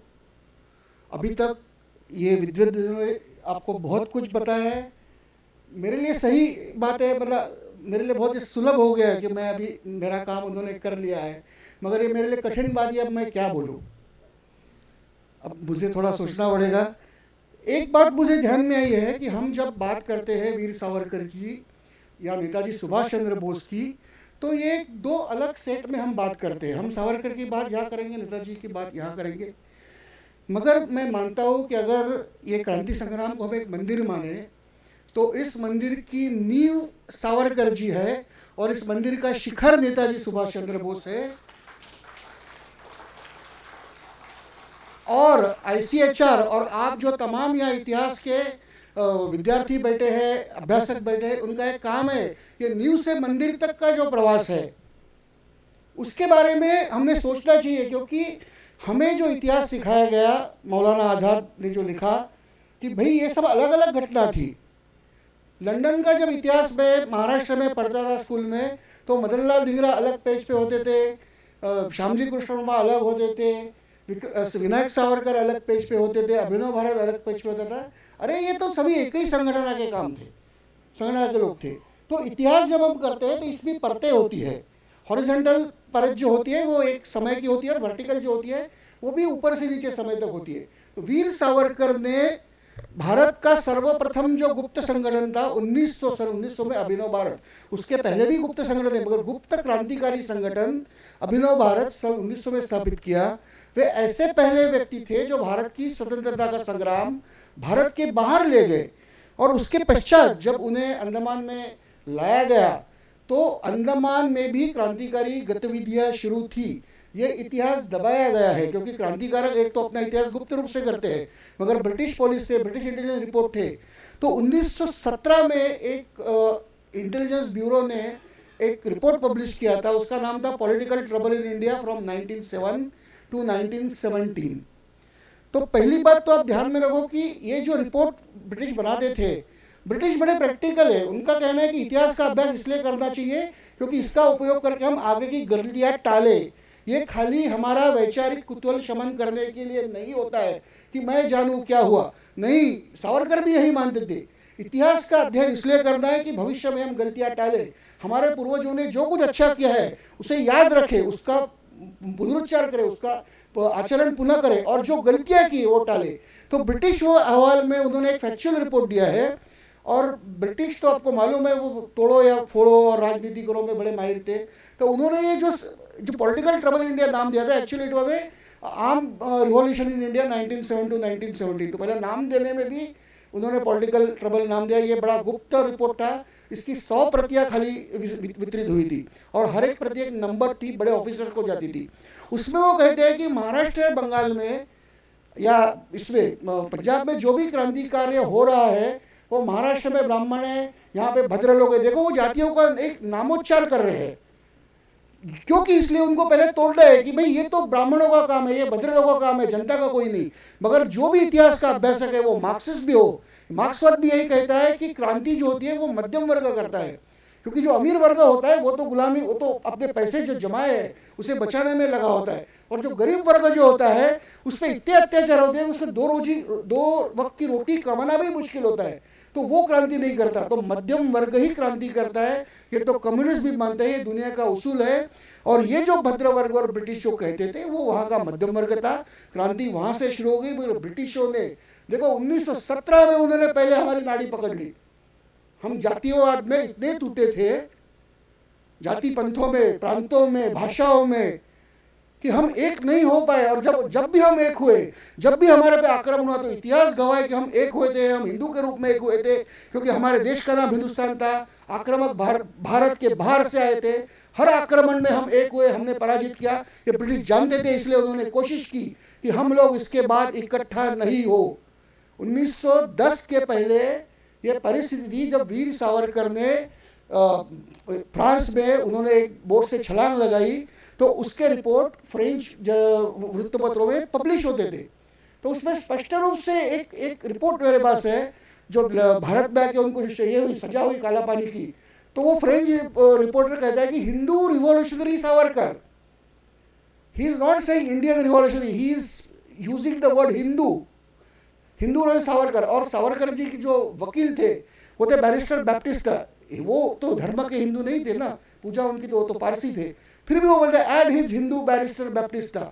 सो एक ध्यान में रखो, तब तक हमारा नेशनलिज्म हिंदुइज्म था, जगमान्य था। ये शुरुआत कब से हो गई? तब तो हम हिंदू थे, पूछने की जरूरत नहीं आप हिंदू क्यों है, डिफाइन करो। दूसरे धर्म डिफाइन किए जाते हैं कि भाई ये किताब पढ़ते हो तो आपका ये धर्म है। तो जब पूछने लगे, ब्रिटिशों ने पूछने लगा आप हिंदू क्यों, और उन्होंने जो सनातन वैदिक धर्म है उनको हिंदू करार कर दिया। ये ब्रिटिशों की चाल थी। उन्होंने सर सैयद अहमद से एज 1883 में वीर सावरकर का जन्म होने के पहले उन्होंने कहा कि मुसलमान ये देश के हिंदुओं के साथ मत जाओ, ये प्रचार करना शुरू किया 1883 में। इसके बाद यही आदमी ने अलीगढ़ यूनिवर्सिटी किया, उसके बाद एक अलीगढ़ पॉलिसी बनी, उन्होंने कहा हम ब्रिटिशों के साथ रहेंगे। इसका मतलब ध्यान में रहो, भारत में जो पहली फूट हुई हम हिंदू नहीं है, हम हिंदी नहीं है, ये जो बात हो गई ये 1883 से शुरू हुई है और इसका अंत 1947 में हुआ। उसके बाद तो हम माने ना, मगर आज फिर से ये बहकाने की कोशिश की है कि हम हिंदू नहीं है, हम जो हमारी जो भी पूजा। मगर एक बात मैं सबको बताना चाहता हूँ, मोड़क जी ने बड़ा ये विषय विस्तृत रूप में लिया है। मैं कहता हूँ कि अगर आप मानो ये देश मेरा है, देश का रक्षण की जिम्मेदारी मेरी है, तो क्योंकि हिंदू ये धर्म नहीं है, हिंदू ये धर्म पद्धति है, हिंदू ये धर्म एक सम्मिलन है, इसमें सभी जाति धर्मों को, इसमें पूजा पद्धति का कोई भाग नहीं, इसमें एक है कि आपके पुरखे इस देश के हो और इस देश को आप पुण्यप्रद माने। और जब भी धर्म या देश का चयन करने का समय आता है तो हर व्यक्ति जो अपने देश का चयन करे, राष्ट्र प्रथम, वो हिंदू। इतनी सिंपल सावरकर जी की व्याख्या है। और ये व्याख्या उन्हें इसलिए जरूरत पड़ी क्योंकि 1920 में अली ब्रदर्स ने, मोहम्मद अली और शौकत अली, इन्होंने मुस्लिम लीग के प्लेटफॉर्म से पहले बार भारत के बाहर जो राजनीतिक घटना हुई थी तुर्कस्तान में, उसके आधार पर मुसलमानों को है इकट्ठा करना शुरू किया, अलग राष्ट्र की मांग की, वो अलग राष्ट्र मिला भी। आज पाकिस्तान, बांग्लादेश वो हमारे से टूटे हैं, वो धर्म के आधार पर विभाजित हुए हैं। तो आज के इसमें हमें अगर हिंदू बनकर रहना ही पड़ेगा, क्योंकि भारत के मुसलमानों को भी मैं बोलता हूँ कि आप पाकिस्तान जाके इज्जत से नहीं रह सकते। जो 1947 में यहाँ से वहाँ गए, आज भी उन्हें अलग माना जाता है। कराची में जो हो रहा है, कराची में जो मुसलमानों पे मुसलमान अत्याचार कर रहे हैं, वहाँ के कराची के जो मुसलमान हैं वो भारत से गए हुए, उन पे आज भी अत्याचार होते हैं। तो ये ध्यान में रखो, यहाँ के जो भी आज भारतीय, हमें दूसरी भूमि नहीं है। आज हम अमेरिका जाए, वहाँ हमें पैसे मिलेंगे, सम्मान नहीं मिलेगा। तो हमें सम्मान से जीना है। तो सावरकर जी ने जो हिंदुत्व दिया है, उन्होंने जो कहा है कि पितृभू पुण्यभू, इस आधार पर हम इकट्ठा हो, इस आधार पर हमने इकट्ठा होकर काम करना चाहिए, तो ही हम बचेंगे। इतिहास का एक दूसरा कारण होता है कि हमें अभिमान होना चाहिए हमारे पुरखों ने क्या किया। अब मौलाना आज़ाद जी ने इतिहास का इतना विकृत किया। डॉक्टर राजकुमार जी, मैं आपसे विनती करती हूँ कि आपका ये परम श्रेष्ठ कर्तव्य को, विकृत इतिहास को दूर करके सत्य इतिहास करें। मैंने जैसे कहा क्रांतिकारियों का इतिहास। अब आप अंडमान के लोग हो, आपको ये पता होना चाहिए कि सावरकर जी यहाँ पे आए, बंगाल के क्रांतिकारक आए, यहाँ पे ब्रह्मदेश के भी क्रांतिकारक आए हैं। श्याम कहते थे, मतलब म्यांमार जो आज का है वो नहीं, बर्मा, एंड सैम किसको कहते थे, थाईलैंड। वहाँ के भारतीय क्रांतिकारक यहाँ आते थे, पूरे भारत भर के क्रांतिकारक यहाँ आते थे। मेरे पास एक रिपोर्ट है, वो कहता है कि यहाँ के क्रांतिकारी 1913 का रिपोर्ट है, madam Cama is in regular correspondence with these revolutions here. और उन्होंने कहा कि वीर सावरकर से उनका रेगुलर करस्पॉन्डेंस है। अंडमान के इस इतने कठोर कारावास से वो लोग कैसे खत लिखते थे। और ये 1913 का इसलिए महत्वपूर्ण है क्योंकि प्रथम महायुद्ध जो शुरू होने वाला था और क्रांतिकारियों ने एक बड़ी योजना बनाई थी। वो योजना ये थी कि यहाँ पे एक बोट भेजी जाए, यहाँ के क्रांतिकारियों को छुड़ाया जाए, यहाँ से उन्हें बर्मा लेके जाएंगे। बर्मा में हजारों भारतीय इकट्ठा हुए थे और इस बोट पे करीबन 500 से 1000 क्रांतिकारी आने वाले थे। निकोबार आइलैंड में इस बोट लैंड होने वाली थी। ये इसके ये मैं जो कहता हूँ जो रिपोर्ट है 1907 to 1917 इसमें जो ना विस्तृत रूप से है, क्योंकि इसका जो जर्मन कोऑर्डिनेटर था, जो जर्मनी का एक कोऑर्डिनेटर हमारे साथ कोऑर्डिनेट करता वही पकड़ा गया, उसके साथ पूरा ब्लू ये बोलते हैं ना क्या, उसको पूरी योजना उसको डिटेल में मिल गई, कौन से कोठड़ी में कौन से क्रांतिकारी रखे गए हैं। और वो कहते हैं कि the list was headed by the Savarkar brothers. तो इनको छुड़ा के लेके जाना है, यहाँ से बाहर लेके जाना है, बर्मा में लेके जाने के बाद एक विद्रोह होगा और वहां से भारत पे आक्रमण होगा। देखो वो तो फेल हो गया, क्योंकि हमें तो गद्दारी का शाप है हर जगह, मतलब पृथ्वीराज चौहान तो जीत जाते मगर तब से गद्दारी हमें हरा रहे। तो यहाँ पे भी वही हुआ, ये योजना फेल हो गई। तो यही रूट से नेताजी आगे भारत में आए और सावरकर और नेताजी के बीच में रासबिहारी बोस एक मध्यस्थ थे, जिन्होंने यहाँ भी काम किया था वहाँ भी किया था। तो ये जो वोट आने वाली थी उसका जो इतिहास में मुझे ये मिला है, सर मैं आपसे करता हूँ कि मुझे एक ब्रिटिश डॉक्यूमेंट्स कुछ चाहिए, अभी आप उसमें मदद करेंगे। देखो सचिनराज सन्याल जो सावरकर जी के साथीदार थे, रासबिहारी बोस के भी साथीदार थे, सावरकर जी के साथ यहाँ पे थे और वो ऐसे क्रांतिकारी थे, वो 2 बार अंडमान आए थे। आगे चल के काकोरी कांड में उन्हें दूसरे बार जन्मठेप की शिक्षा हो गई आजीवन कारावास की। वो अपने पुस्तक में लिखते हैं कि दिसंबर 15 के आखिरी हफ्ते में वो बोट आई, रासबिहारी बोस ने भेजी हुई थी, उसमें 500 से 1000 क्रांतिकारी थे और उस बोट को HMS कॉर्नविल नाम के ब्रिटिश जहाज ने डुबाया अंडमान के पास। अब मैंने कॉर्नविल के रिकॉर्ड मंगाए, जो ओपन रिकॉर्ड्स है वो मई 15 तक है। मई 15 के बाद 1 जनवरी तक कॉर्नविल के रिकॉर्ड नहीं है और 1 जनवरी में HMS कॉर्नविल का रिकॉर्ड है लेफ्ट अंडमान फॉर चाइना। मतलब सचिनराज सन्याल जो कहते हैं कॉर्नविल ने इसे डुबाया, 500 से 1000 यूनिवर्सिटीज डुबाए, it was a war crime. ब्रिटिशों ने रिकॉर्ड इसलिए नहीं दिए कि वॉर क्राइम था, because that was a civilian ship, वो नेवी का शिप नहीं था। अगर वहां पे शस्त्र हमारे थे क्रांतिकार तो आपने उन्हें अरेस्ट करना है, उन्हें डुबाना नहीं है। तो ये वॉर क्राइम था, मतलब जैसा हिटलर ने काम किया वैसे ही ब्रिटिशों ने काम किया। ये अंडमान आइलैंड के बाजू में 500 से 1000, मुझे पक्का विश्वास है कि अगर हम ढूंढे, वो अगर हमें जगह मिल गई तो बोट मिलेगी और हमें जो हमारे 500 से 1000 वीर यहाँ मारे गए उनका एक स्मृति स्तंभ भी। क्योंकि एक सोचो, आदमी अगर मर गया, आपको पता है कि भला मेरा भाई है देश के लिए मर गया, हम कुछ देर दुख करते हैं, मगर वो लापता हो, याद रखो हर पल हर दिन उनके घर वाले सोचते रहते हैं आएगा मेरा भाई, आएगा मेरा पति, आएगा मेरा बेटा, आएगा।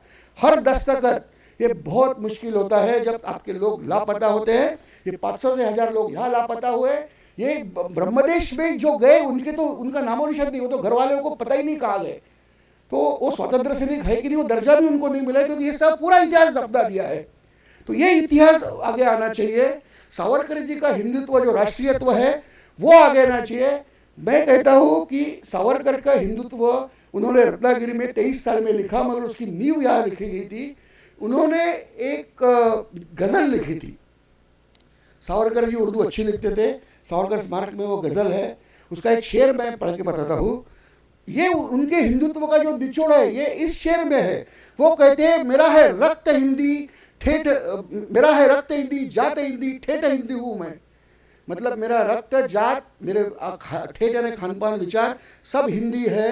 यही मजहब, यही फिरका, यही है खानदा मेरा, यही मेरा धर्म है, यही मेरा खानदान है और यही मेरा पंथ है। मेरा है रक्त हिंदी जात हिंदी ठेठ हिंदी हूँ मैं, यही मजहब, यही फिरका, यही है खानदान मेरा। यही संकल्प आगे उन्होंने किया। उनका यही उद्देश्य था कि हम हिंदू से हिंदी शब्द में बड़ा मानता हूँ और हिंदी से मैं मानवता। कल तो हमारा उद्देश्य है कि सब मानव एक हो। अगर सब मानव एक दूसरे से, ये तो हमारी संस्कृति है, सब सभ्यता से शांति से जियो। तो उन्होंने स्पष्ट लिखा है हिंदुत्व में। तो हिंदुत्व के इसमें भी ये गैर प्रचार दूर होना चाहिए कि सावरकर स्वयं निधर्मवादी थे, इस प्रकार से कि वो निरीश्वरवादी थे। धर्म तो हम अलग ही नहीं कर सकते। धर्म तो हमारा, जैसे इतिहास आपने कहा कि इतिहास का संशोधन करना ये धर्म है, आपका अध्ययन करना आपका धर्म है। धर्म और मनुष्यता अलग नहीं हो सकती। वो निरीश्वरवादी थे मगर हिंदू थे, क्योंकि निरीश्वरवादी जो विचारसरणी ये भी भारत की देन है। चारवाक ने महाकालेश्वर मंदिर के नीचे बैठकर निरीश्वरवाद की रचना की है। तो हमारी विचारधारा इतनी विशाल है, हम सबको विचार का स्वतंत्र देते हैं, हम सबको धार्मिक स्वतंत्र देते हैं, उपासना का स्वतंत्र देते हैं, मगर राष्ट्रभक्ति के बारे में, राष्ट्रभक्ति प्रथम तो आप हिंदू हो, राष्ट्रभक्त हो तो आपका स्वागत है। सावरकर जी ने 1945 में घटना बनाई थी भारत की। उन्होंने कहा था कि हर धर्म का नागरिक, भले वो इसको राष्ट्र को भक्ति करे या ना करे, अगर आप नागरिक है, आपकी प्रथम निष्ठा यहाँ पे है, तो आपको समान अधिकार मिलेंगे। मगर उन्होंने कहा समान अधिकार यानी हर आदमी को समान अधिकार, किसी को कम नहीं, किसी को ज़्यादा नहीं। ये भी ध्यान में रखो, जब हम समान अधिकार की बात करते हैं तो सबको समान अधिकार होना चाहिए। तो मुझे लगता है कि मैं थोड़ा समय सीमा पार कर रहा हूँ, तो मैं कंक्लूड कर देता हूँ। तो मंत्री जी को मैं पुनश्च विनंती करता हूँ कि इतिहास का जो काम है वो भी आप करो। और मैंने जो कहा कि HMS कॉर्नविल का जो एक डायरी उन्होंने जो पब्लिश नहीं की है, मैं 15 से मैं 31 मैं आपको खत भी लिखूंगा। और इतिहास संशोधन परिषद इसके बारे में और अध्ययन करे कि अंडमान के आजू बाजू में क्या हुआ। ये काफ़ी मतलब 1500-1000 लोग यहाँ मरे हैं, उन्होंने देश के लिए अपने प्राण अर्पण किए, यही वो भूमि है। तो धन्यवाद। वंदे मातरम। जय हिंद। धन्यवाद माननीय महोदय। आपने सावरकर और नेताजी के बीच जो सामंजस्य खींचा वह अद्भुत अतुलनीय है। आपके ज्ञान से हम समृद्ध हुए।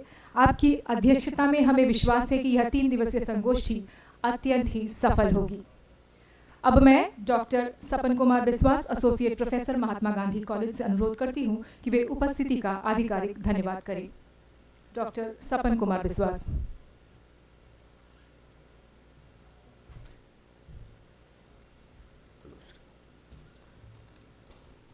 Good afternoon to all and all. On behalf of Indian Council of Historical Research and Akhil Bharatiya Itihas Sankalan Yojana, New Delhi, I take this opportunity to thank our Chief Guest, Dr. Rajkumar Ranjan ji, Minister of State Education and External Affairs, Government of India. Sir, we are really enlightened with your knowledge and presence. Special thanks to Professor Sridhi Kumar Sarkar, former Vice Chancellor of Bardhaman University, West Bengal, for his keynote address on the theme on this seminar, three-day seminars. My heartfelt thanks to Professor Ashok Moyak, Chancellor, Guru Ghazidas Central University, Bilaspur, for his enlightening speech on Netaji as well as Veer Savarkar. I would like to thank to Sri Hemant Ding Majumdar, General Secretary, Akhil Bharatiya Itihas Sankalan Yojana, and Sri Ranjit Savarkar, Adhyaksh, Swatantrayaveer Vinayak Damodar Savarkar National Memorial, for sharing their views on Netaji and Veer Savarkar. Special thanks to Ray Madhavars, who have made the film on Savarkarji and the book published on Netaji and Savarkarji. I wish to express my gratitude to Principal B.R. Ambedkar, Dr. Utpal Sharma ji, for providing all support and constantly has given his moral support. My deep sense of appreciation for Rajiv Kunduji, the Pramukh of this Akhil Bharatiya Itihas Sankalan Yojana Samiti. I am very much thankful to Saurabh Mishra ji as well as who is the Deputy Director of ICHR, and Dr. Ashutosh Mishra ji, OSD, Member Secretary of ICHR, for providing and encouraging and supporting all this, the regular session. As no program can become successful with a single man, I extend my thanks to the senior officers of Andhra Administration, electronic media, print media, San Karikarta, staff of B.R. Ambedkar institutions and students for making this entire function event successfully with their cooperation. Thank you.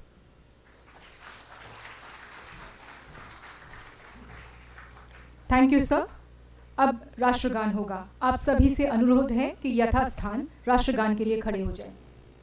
Jana Gana मन अधिनायक जय हे भारत भाग्य विधाता, पंजाब सिंध गुजरात मराठा द्राविड़ उत्कल बंगा, विंध्य हिमाचल यमुना गंगा उच्चल जलधि तरंगा, तव शुभ नामे जागे, तव शुभ आशीष मांगे, गाहे तव जय गाथा, जन गण मंगल दायक जय हे भारत भाग्य विधाता, जय हे जय हे जय हे जय जय जय जय हे